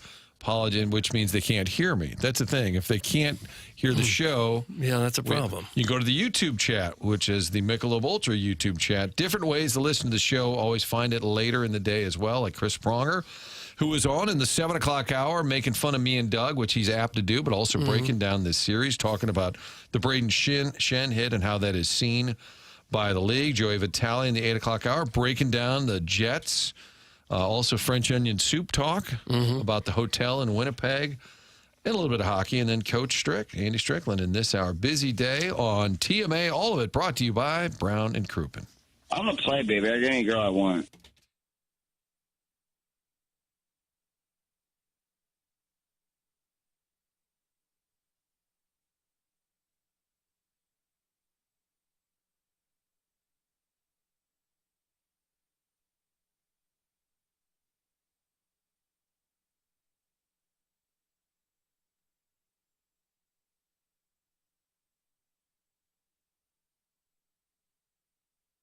Michael's has been family and locally owned for over 30 years. Michael takes great pride in helping make sure that his customers are satisfied. So you want to go into the stores that they have in the St. Louis area and see what Michael's Flooring has to offer you. They're in Creve Coeur, they're in Garden Prairie, and they're in St. Peters, and you can learn more at igotfloored.com. Michael's Flooring has continued to grow through the 31 years. Employees love working for him as they feel like family, and he makes sure they're taken care of, and this then rubs off to the families buying his products as they know they have the best interests of the buyers. It's Michael's Flooring. They're online at igotfloored.com. Michael's Passions Flooring. And when you order from me, he wants you to have the best experience for the best price. It's Michael's Flooring online at igotfloored.com.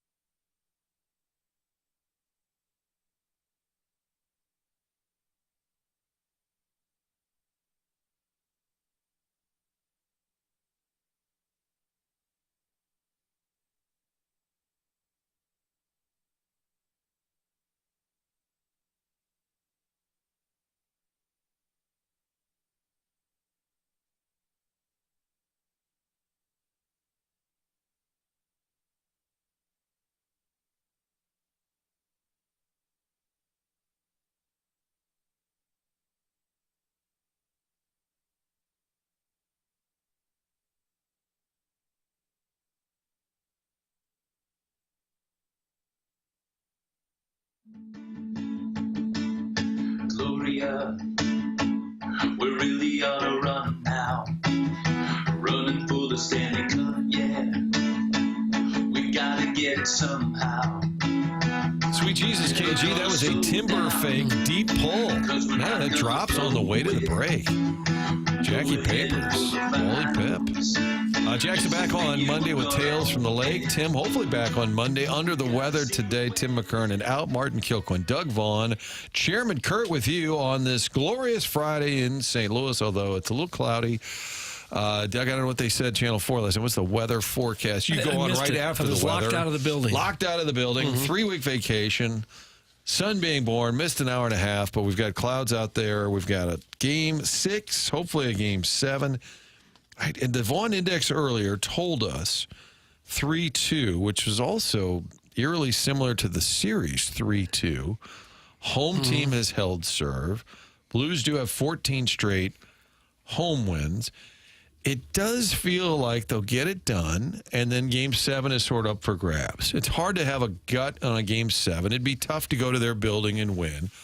But if you somehow win this game, but also either score a bunch or score a fluky goal or a bad goal by Hellebuck, I just feel like that narrative didn't stop with one win in Winnipeg. If you're able to win tonight, and if Hellebuck plays poorly, I mean, think about it. He's played 2 games in this series in St. Louis. Both games he was pulled.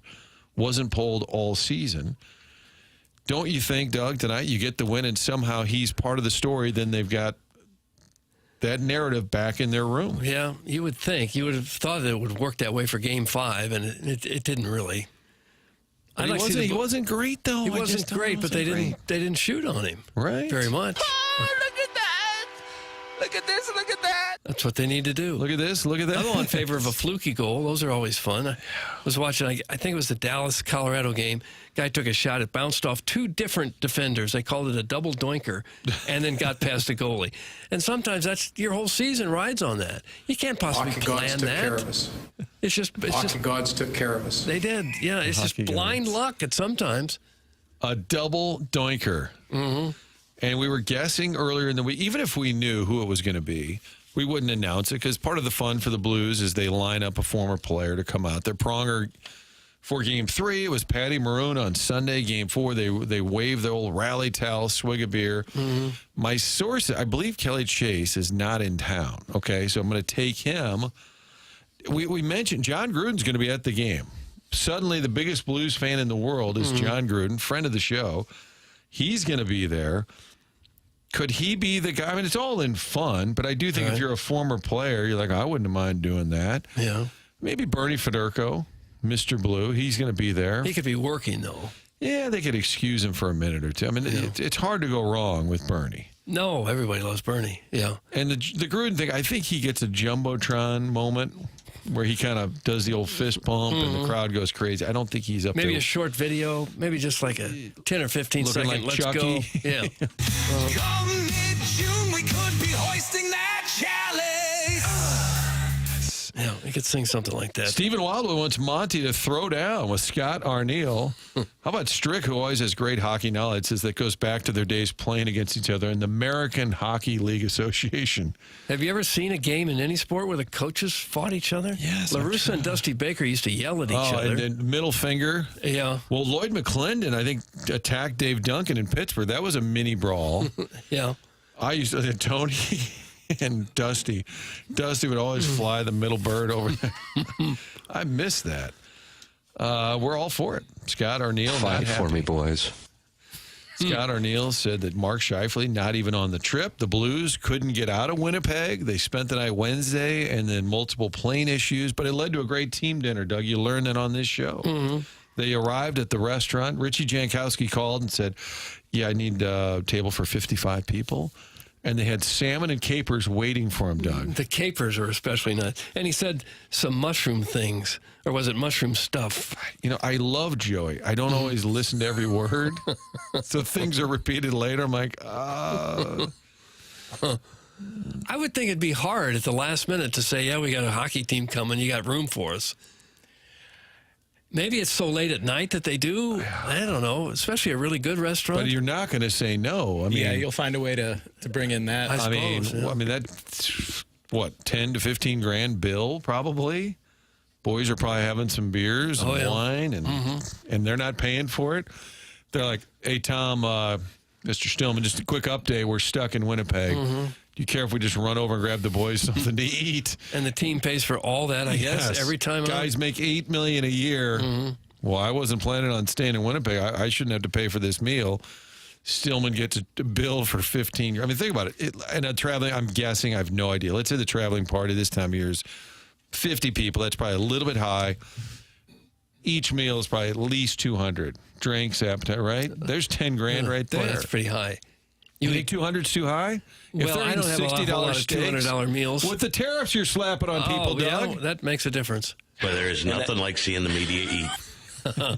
And then there's a guy who works for the billion-dollar corporation making $40,000 a year, travels, and they say, wait, what is this $5 tip you left at the restaurant? Did you stop for coffee twice? Yeah. Did you pay for two people? Doug, I like good stories, and I know I get roasted because mine aren't always good stories, but I worked in Rhinelander, Wisconsin, God's country, way up north. They had an NBC affiliate. A town of 8,000 people had an NBC affiliate. 8,000 people? Yes, because years earlier, there was a state senator from Rhinelander, and he secured like the FCC rights or whatever, so he put it in his hometown. It made no sense. Wausau was the big city with 50,000 people. But we had no money, the stations, but we would go to Packer games. This is the greatest thing. We'd get a credential. We'd go to the Packers games. Brett Favre's the quarterback. And you could turn in your receipts if you stopped at Taco Bell or McDonald's and spent $8. And you'd get reimbursed. And by God, then you wanted that $8 back. Oh, yeah. So there was a woman in charge who always just busted your balls about everything. Well, it was supposed to be 10 or under, and you spent 11, like whatever it was. She would send it back and say, you went over your budget by $1 or $2. Years later, I'm gone, moved away. Big story in the paper up there. The woman, Bridget Jorgensen, had been stealing from the company for years, went to prison for embezzlement. And I said, no wonder she was so hopping mad. That was her money, Doug. She was going to keep that money that we were spending. And she did, apparently. Apparently, she was pocketing money the entire time. And we were always getting shaken down for $1. Oh, you went to Taco John's. You're only allowed to go on Taco Tuesday. Why do so many people think they're going to get away with that? I don't know. Because you hear those kind of stories frequently in There's other locally businesses. a bank guy just got busted for embezzling like $2 million over the course of a year. And think they're going to get away with that. I think that might get noticed.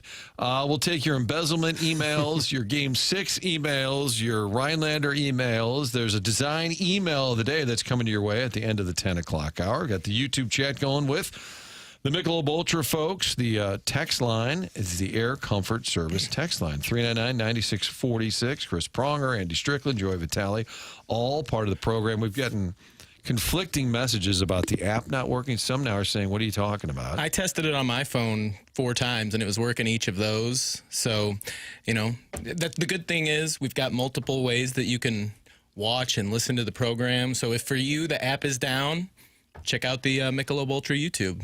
There you go. Sharon and Clayton, somebody else was worried that we had not heard from Sharon and Clayton. Most nice restaurants have private rooms to accommodate large groups. They probably had that, and it was available on a rando Thursday night. That's still tough to staff, right? Yeah. Here comes 55 rather hungry fellas, and then the one of them is going to talk a lot about his bird. Stephen Wildwood said that dinner probably came out of Caruso's salary. Mike Caruso, who I called yesterday. I was trying to find out if Chase was in town, Kelly Chase. And as soon as it rings once, it stops, goes to voicemail, which is the total ignore button. And then the text immediately after. This is every time I call Mike Caruso, the great executive for the Blues. Immediately the text is, can't talk, what's up? He must have it programmed because immediately it's can't talk, what's up? Just couldn't possibly be bothered. No. So maybe that's because he had to go through the receipts from the big meal that the Blues had on Thursday in Winnipeg. I don't have onboarding, Doug, but my son's in 8th grade, and we have a graduation-related mass. It's something. I'm a good Catholic, of course. Are you really? Yeah, they see me there every Christmas and Easter, and then there's other big ones too. But we have a May crowning today, Doug. I'm off to a May crowning. It's not onboarding, so I don't want to take any heat for that. May crowning. That's what it is. Yeah, it's a special event. Well, if there's any sort of delicious treats at this celebration and you or one of your close family members or friends might have some dental issues, they could always head to 100 West Dental. Oh, yeah. 100 West Dental is the sponsor of the Dotems, closest to the pin competition. That's Dr. Brandon Pryor and his team at 100 West Dental, which is located on Manchester Road in Baldwin. I know plenty of people go, man, I don't want to go to the dentist. It's not fun. It's not that. That's understandable.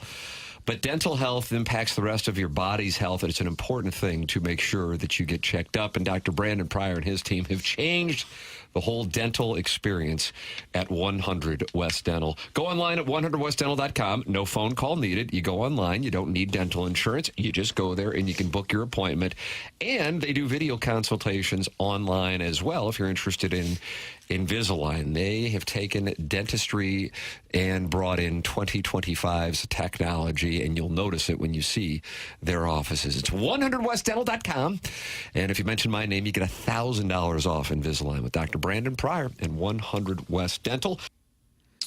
There it is. A little rough on the end there. What What happened? Did Jackson cut that? No, that was me. Oh, it was you. Yeah. Okay, I'd like to hear a little fade down there at the end. That was my ode to Mr. Burkett. That was a good ode. Marty, we picked you up when I lived in Chippewa Falls, Eau Claire, the Jerkwood from Kirkwood. Yeah, that's kind of to the Doug. That's a little west of Rhinelander, I want to say. Okay.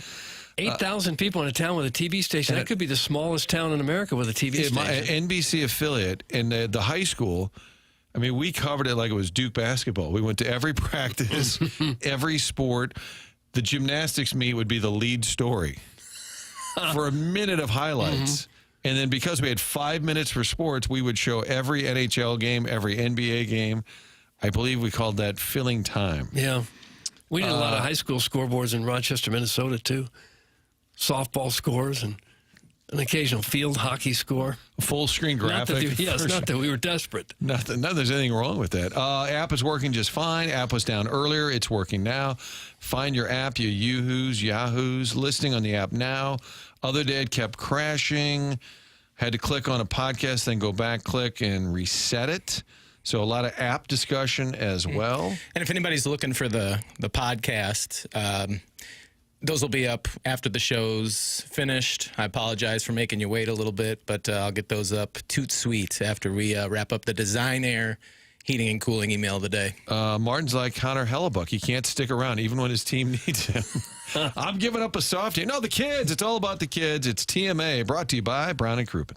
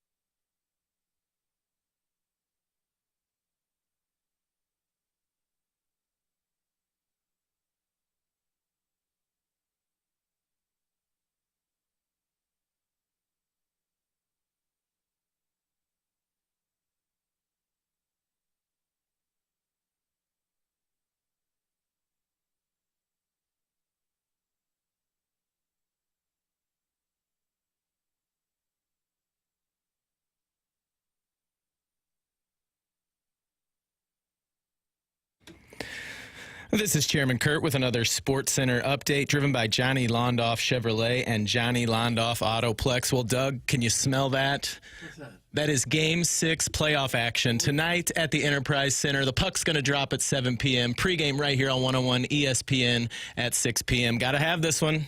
Got to have this one. This was another Sports Center update driven by Johnny Londoff Chevrolet and Johnny Londoff Autoplex. See them online at londoff.com. Chevy, together we drive. Are you kidding me?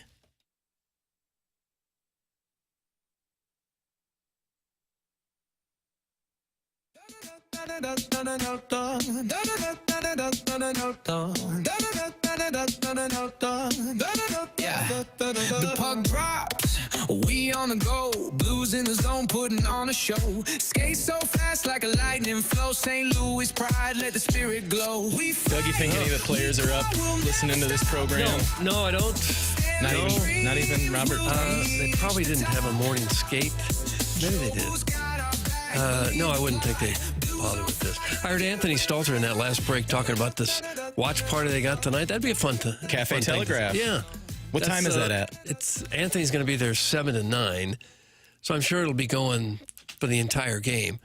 So that would be fun. If you don't have tickets and you want to watch the game with some other rabid Blues fans, Cafe Telegraph tonight in South County. Yeah, that should be a good time. I'm hoping to be in the building. Haven't gotten any texts from any Blues executives saying they want me there and that they're going to find a way to get me in. You've mapped out some plans. One was to go in Joey Vitale's trunk. One was to sneak in the trunk of Joey Vitale's car. Yeah. I haven't cleared that with him yet, but I got to think he's going to be okay with that. And you've offered to go over the starting lineup with Montgomery. I told Coach that if he needed me to kind of be the liaison for the starting lineup, to make sure no Maple Leaf situations come close to happening, I'm fine with doing that. And when Sharon in Clayton offered you a chance to get in the building with her, if you hit the fire alarms at the Ritz, you said, "Sup, Sharon." That means you're up for that too. You know, I prefer to try to keep the criminal aspect of this to a minimum. Yeah, I would. Yeah. So I don't think I'm going to be pulling any fire alarms, but the Sup Sharon part still... That still plays? Yeah. Okay. Sup Sharon. Both Sharon and Clayton and Sharon in front neck. We had dueling Sharons earlier in the week. Mm-hmm. And both would probably like to have their homes remodeled by Collier and Thompson. I bet they would. They'll deal with you if you're Sharon, or no matter what your name is, really, because they've been in St. Louis now since the 1950s. They've dealt with every kind of name that you could throw at them. Names aren't important. It's that kitchen that's outdated. Collier and Thompson can get you spruced up. Nothing makes your house look older or more tired than having a rundown old kitchen. But Collier and Thompson can do you right. They've been doing kitchens and basements and bathrooms and any part of your house that you want a makeover. Collier & Thompson is the place to go. It's a one-stop shop. You don't have to go to 5, 6, 7 places for one room remodel. The countertops, appliances, lighting, flooring, hardware, plumbing, it is all right there in-house at Collier & Thompson. Bob Strati and Carolyn Beard are the owners. They've both been there more than 20 years. Maybe if you go in there, you get to meet them, work with them. They also have a team of designers that can make your house look like a showplace. Hit their website at collierandthompson.com. You can see some of the before and after pictures they have done. They really do outstanding, fantastic work, and you would have to be in business in St. Louis for this long. This is a company you can trust to be in their home. Their workers have been around for a long time. These are top-notch people that will take great care of you. Great showroom, more than 10,000 square feet, and more than 20 kitchen displays at their showroom on Manchester in Baldwin next to Uncle Bill's Pancake House. Come home to quality online at collierandthompson.com. The Michelob Ultra YouTube chat, we need to give them a little love today, Doug. A lot of those people are in there every day. I see Ryan Crawford's in there, hoping Marshy Marsh would come in for this 10 o'clock hour. I haven't seen Marsh in the building yet, but it's always good to see Marsh. Okay. The Jefferson Barracks Gigolo says my neck of the woods. I'm not sure what he's referring to. Oh, maybe Cafe Telegraph. Yeah. Cafe Telegraph. Aaron in St. Chuck says, what's happening? What does that mean? I don't know. Maybe she popped up on the YouTube and saw it was just you and I. Right. Tim is out sick. Martin had a May crowning. Oh, yeah, the May crowning. Right. And Jackson is on his boys' trip to the Ozarks. So it's just a little two-man game here for the final. What do we got? We got about 45 minutes left. Go back and podcast. We've had Joey Vitale on the show today. Chris Pronger was on the show. Strict Nasty was on there. Big week for us. Coach Gruden, Adam Wainwright. I'm forgetting. We had John Kelly and Chris Kerber. Tony La Russa, did you mention him? I did not. So go back and podcast. But yeah, we got about 45 minutes left. We'll have the Design Air Heating and Cooling email of the day coming up in about, I'd say about a half an hour, Doug. I'll be filtering those emails. Make them good today and keep them short. I ask often, but I'm specifically asking today, keep those emails short and to the point today. Hit the hole. We had one yesterday. It was, 2 or 3 paragraphs long? Yeah, that was a long one. Yeah. Don't do it. Edit the emails. Yep. All right. So, yeah. We'll be back here shortly with the Design Air Heating and Cooling email of the day. I'll tease this. There's going to be a big event coming to the state of Missouri later in the summer, Doug. A big event? A big event. Like a concert? Sporting event? This is what we call a tease. Okay. So I'll tell you and the listening audience more about it when we come back. You're listening to TMA on 101 ESPN, brought to you by Brown and Crouppen.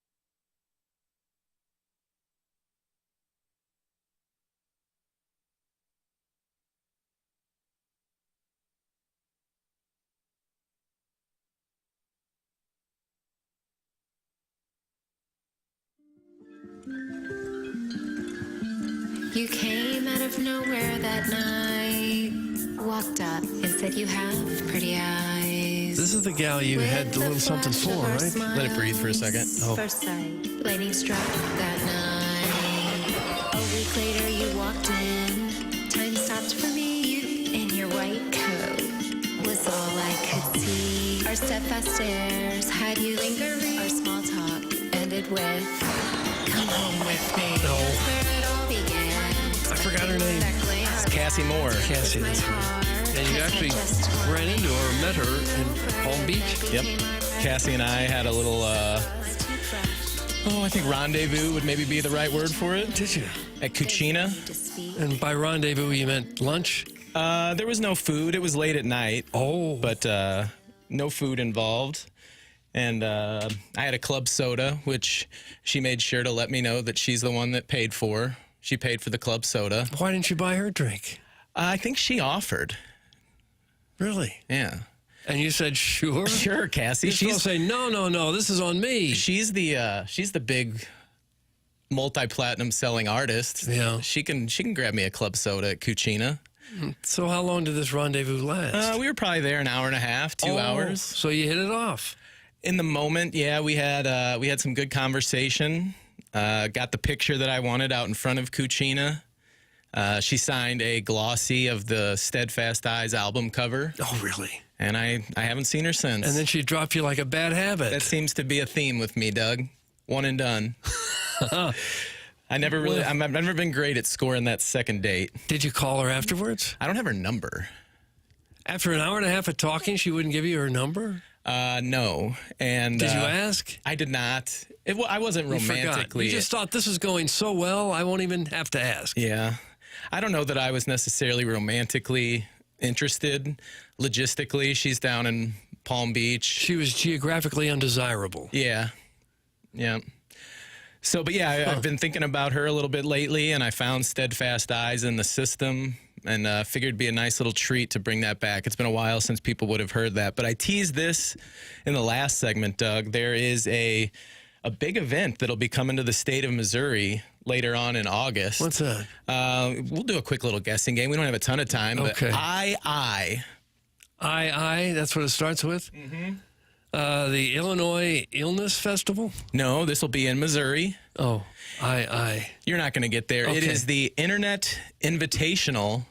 It's a YouTube golfer influencer tournament that Barstool Sports and Dave Portnoy are going to be putting on. And there's going to be a $1 million prize pool. Really? And it's going to be at Big Cedar Lodge down there in the Ozarks. So, have you ever been there? I have. Very Buffalo cool Ridge. place. I wear this hat quite often. Yeah. It's my favorite course I've ever played. You've got Paynes Valley there, Ozark National, Top of the Rock. It's a very cool little golf resort. It is. Here's Dave Portnoy of Barstool Sports talking about the Internet Invitational. So about a year ago, I said I want to create a golf tournament like no golf tournament in the world. A golf tournament where all these golf influencers, creators, people on the internet who play golf, good, bad, ugly, they love the game, come together for an event with a prize pool of at least $1 million. I reached out to different people. I said, get me Fat Perez, get me Robbie Berger, get me Joey Coldcuts, get me these guys. And I did. And August 12th to August 16th, you are going to see the Internet Invitational, invite only, at Big Cedar Lodge, the Ozarks, Missouri. We will be there. You got to get the invite in the mail. 7 figures, cash. I'm not good enough to play. I'll be on the announcement. And by the way, this isn't your mother's golf tournament. We're not going to be quiet in the thing doing like this. We want bad shots. We want you to feel the pressure. It's going to be 30 to 50 to 60 of the most well-known golfers, celebrity athletes, internet people with big money, big stakes, and us in your ear chirping. Huh. Well, that sounds like fun. Yeah, Bobby Berger, Bob Does Sports, his golf. I love his golf content that he does with Fat Perez and Joey Coldcuts. I'm sure some of the foreplay guys will be involved. Riggs, Frankie Borelli, Trent. Maybe they'll get Paige Spiranek involved. I don't know, but it's invite only. So we can't play. I think they might invite Tim. Oh, for heaven's sakes. So yeah, that'll be coming to Big Cedar Lodge in the Ozarks in August. And I don't know what they'll do with tickets. I would go watch that. I think I would love to go down to the Ozarks and it'd be interesting. Walk around the property and watch those guys and gals play August 12th through 16th. It could be 105 degrees. I think one of my trips to that to Big Cedar was in the summertime, and it was a hot, sweaty round. Yeah. So that'll be fun, but that'll be in August at Big Cedar Lodge in the Ozarks. So $1 million prize pool. That's no joke. And it's a legitimate, 3 or 4 day tournament, just like a PGA. Sounds like it. If he's listing those 12th through the 15th, probably a 4-day thing, and should be a good time. All right. Well, I'll keep that in mind. If I'm not doing anything, I probably won't go, but I might. I don't know. All right, we got the Design Air Heating and Cooling email of the day coming up in about 20 minutes, so we'll get to that here shortly. This is TMA on 101 ESPN, presented to you by Brown and Crouppen.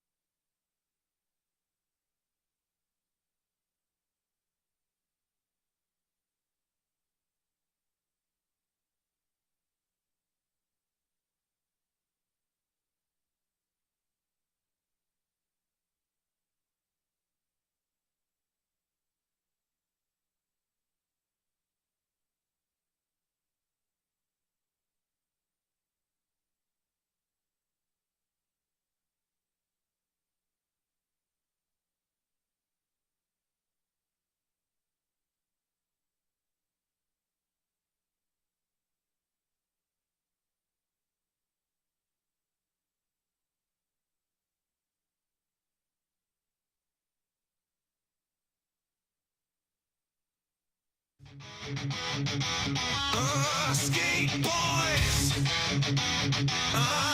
Skate boys.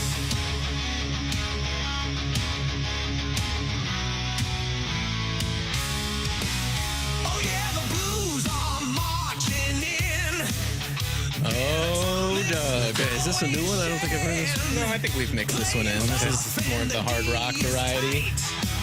To me, this sounds like what they'd play like leading up to the game. Could be. Could be the harder driving song. As we said earlier, Mark Scheifele not in the Jets traveling party. He's not even coming to St. Louis today, so he is out. And the Jets are saying they're extremely disappointed by that. The coach, Scott Arniel, was asked if he was in the concussion protocol. He would not answer. He said, I am not going down that road. What do you think Scheifele's most disappointed about not being able to make the trip? Is it the Ferris wheel down at Union Station or the Auntie Anne's? That's probably a pretty good guess because I think most of the players will do the Ferris wheel a couple of times before the game.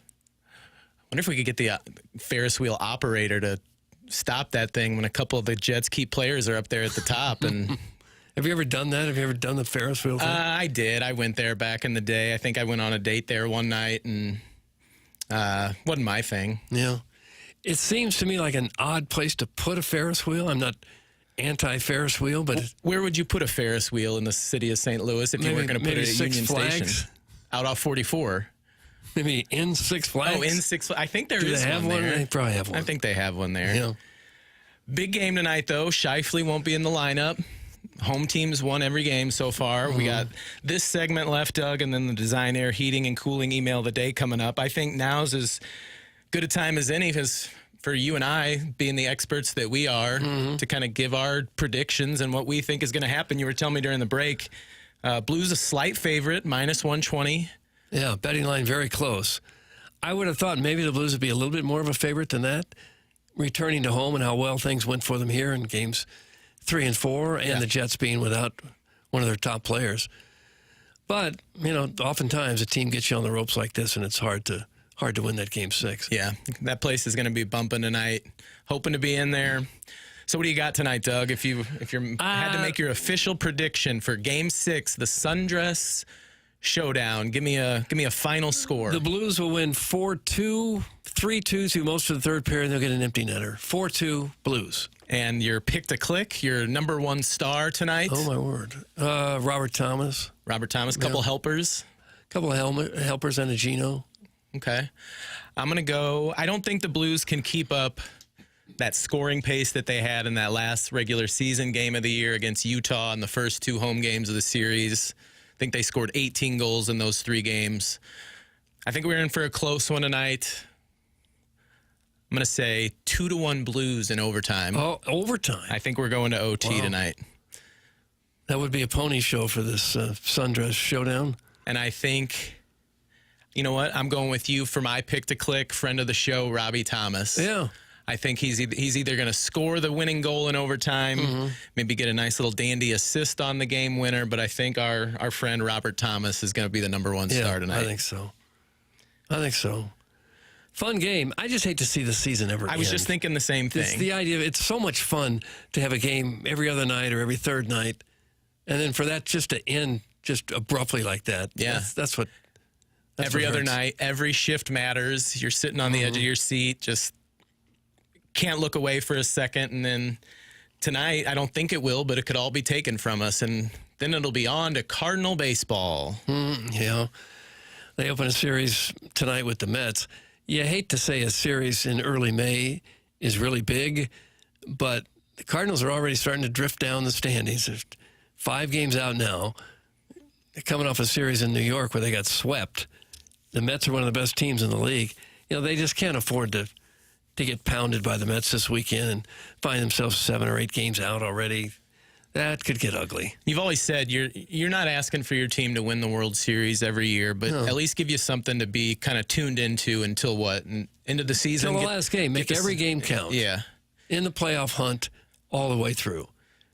You know you're not going to have playoff success every year. It doesn't matter who you are. Yeah. I just want the team to be competitive. Those years where you're 15 games out in July or something, it's just you lose that nightly drama of of your sports team and caring about it. Yeah. It would make for a long summer for us to be out of it by, if July, August, and September mean nothing. It would make the hot summer in St. Louis. Well, I spend more time at the lake with Jackson and his friends. What do you think he's doing right now? You think well, I know he's awake. I had to text him about something earlier. He texted me back. You think he's listening? No. I think they're probably golfing. Could be golfing. He said that was the main priority, right? Yeah. So hope he's having a good time. Yeah. I hope he changes his mind and dips his toe in the lake. He won't. He won't get in there. No. The Lake of the Ozarks is no dirtier than any other lake, is it?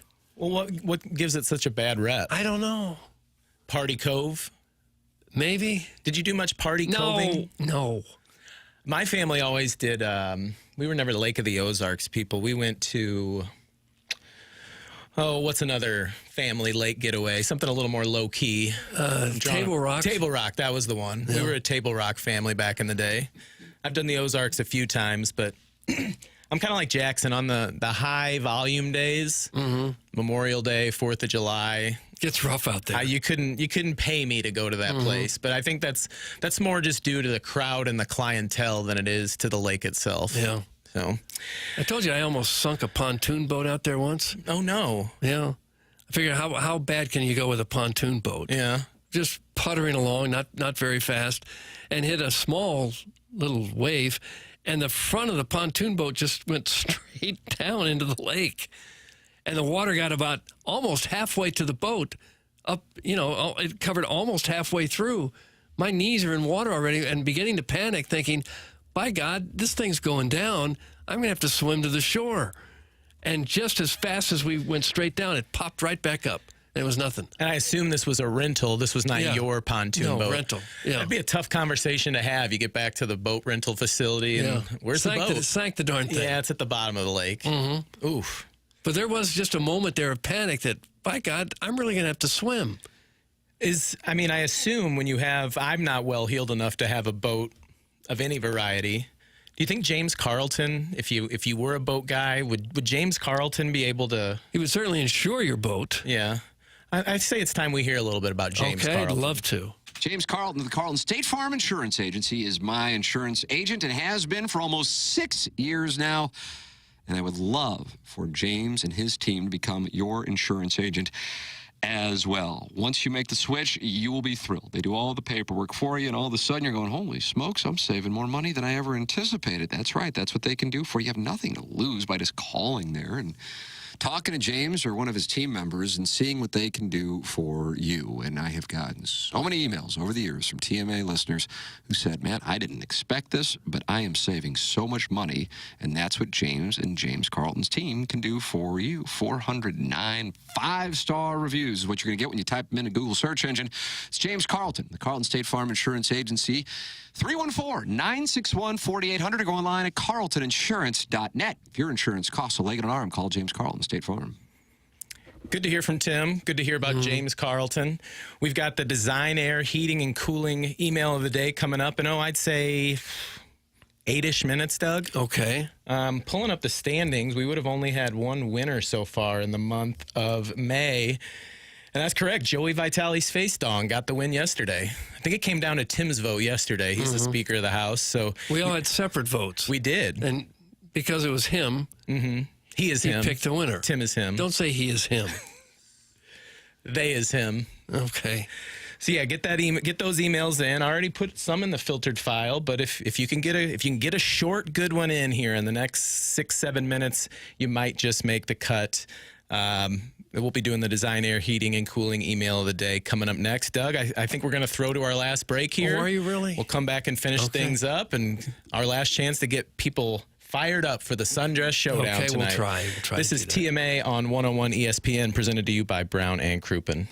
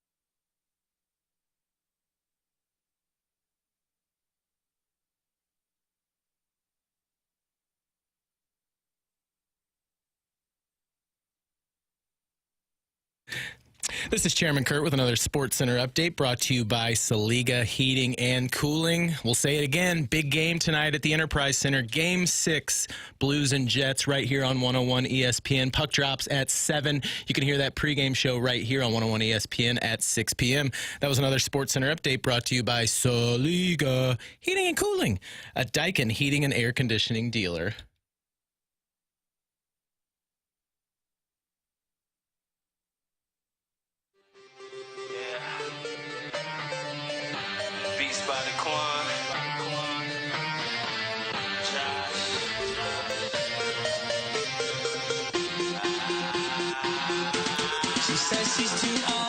Ooh, Doug, this one gets me fired up. This is an early hit for team. Yeah, this is going back. This is a throwback. They'll be playing this at the Enterprise Center tonight. I don't know. Win the Blues. Is that how he does it? Yeah. Sort of. When the Blues win it 2-1 in overtime. 4-2. 4-2. With an empty net goal. With an empty net goal. Yeah. Either way, though, Blues are forcing a Game 7. Going back to Winnipeg. I think so. Another whiteout. I think the boys are going to do it. I do too. I have every faith and confidence that they'll come out with their hair on fire and they will win. Get an early one on Hellebuck. Yes.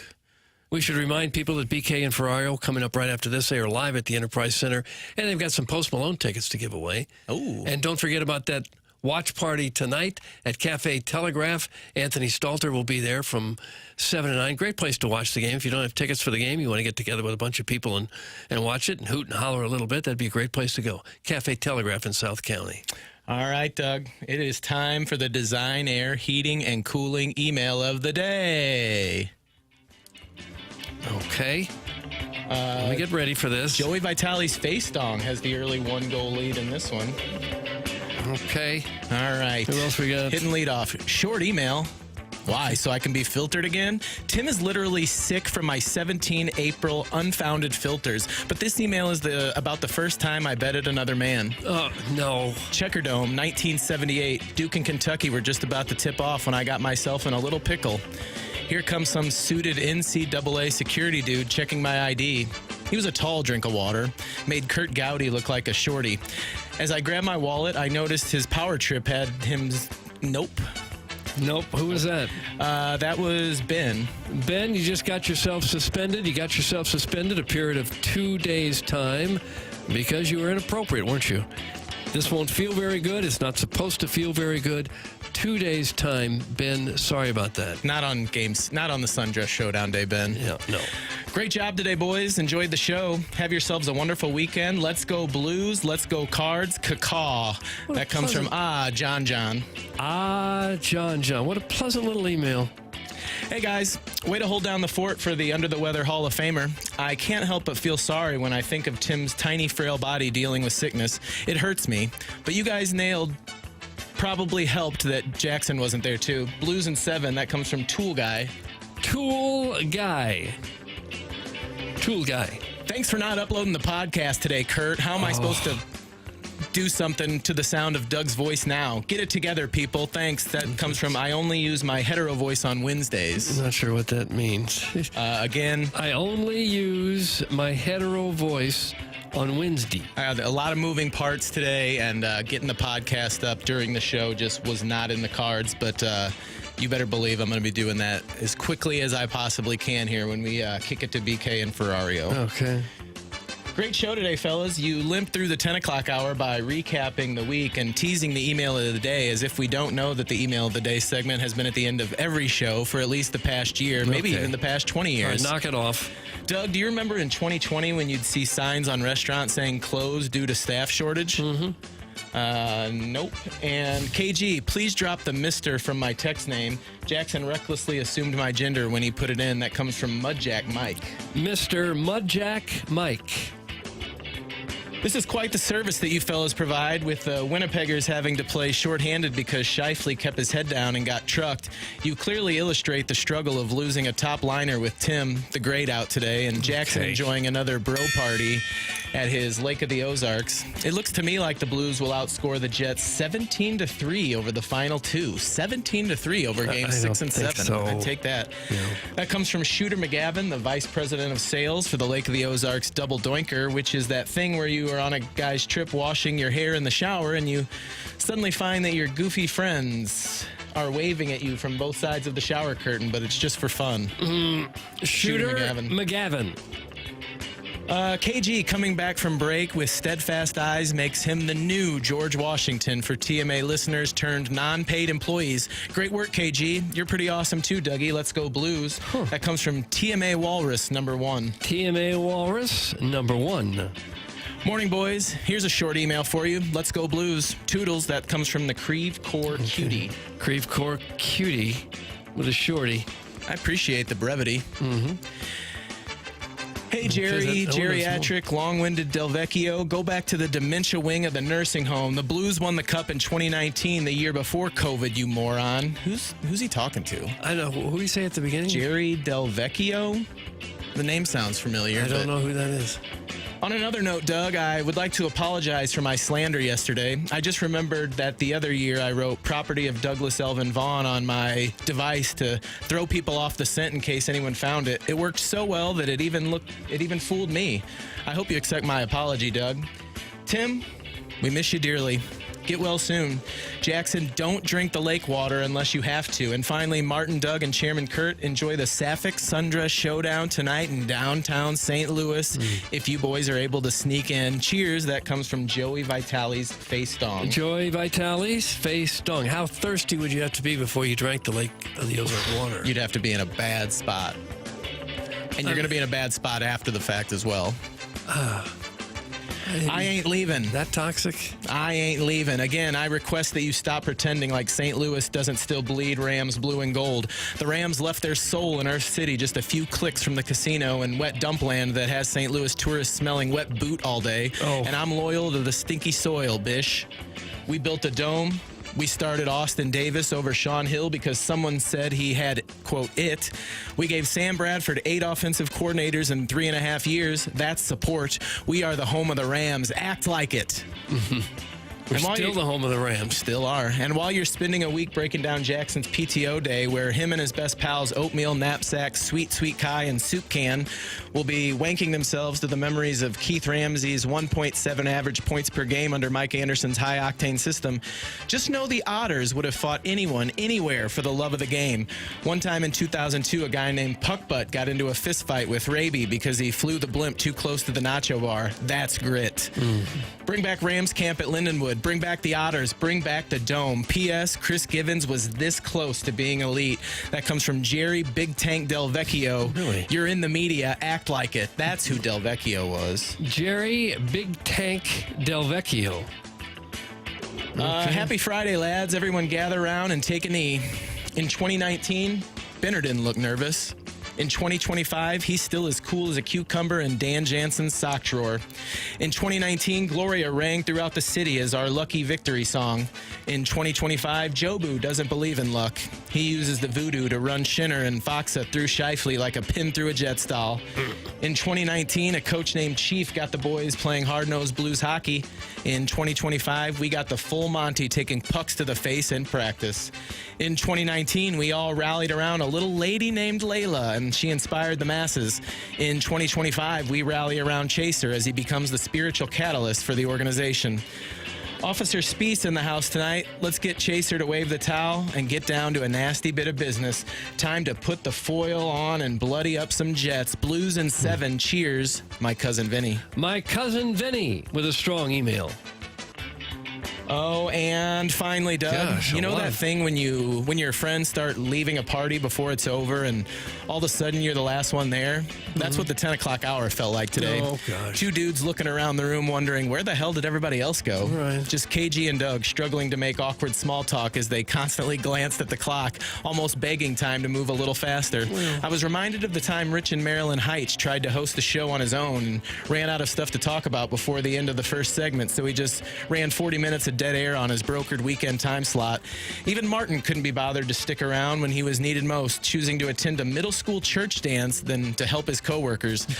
My prediction for Game 6, the Blues will win by a score of 30-0, and the Jets will simply forfeit Game 7 out of sheer embarrassment. I don't have any extra tickets for tonight, but I could sneak Chairman Kurt into the Enterprise Center by wearing an oversized trench coat and carrying KG in on my shoulders like we're some sort of 10-foot-tall giant hockey fan. I've always wanted to feel his Jefferson County taint on the back of my neck anyway. That's Let's go enough. Blues. That's from the JV golf coach. And Doug, that's what we have for the Design Air Heating and Cooling email of the day. Only 2 votes today, Doug. No, but there were some that were pleasant. I'm going to go with Jerry Big Tank Delvecchio for his Rams passion. You know what? I'm the Speaker of the House today. What? And I'm going my cousin Vinny for the 2019-2025 comparison. He has won the second Design Air Heating and Cooling email of the day for the month of May. Game 6 tonight. Okay. Where will you be? Well, I'll be home watching it. All right, TBD. You're going to get in. I think I'll be in the building whether I get snuck in or whether I pay. If not, you can go to the watch party at Cafe Telegraph. Cafe Telegraph. Anthony Stalter will be out there tonight. Right. All right, time for us to wrap it up. For Douglas Elvin Vaughn, for Martin Kilcoyne, for the ill Tim McKernan, for the vacationing Jackson Burkett, for my brother Kevin, I'm Chairman Kurt. This has been TMA on 101 ESPN, brought to you by Brown and Crouppen.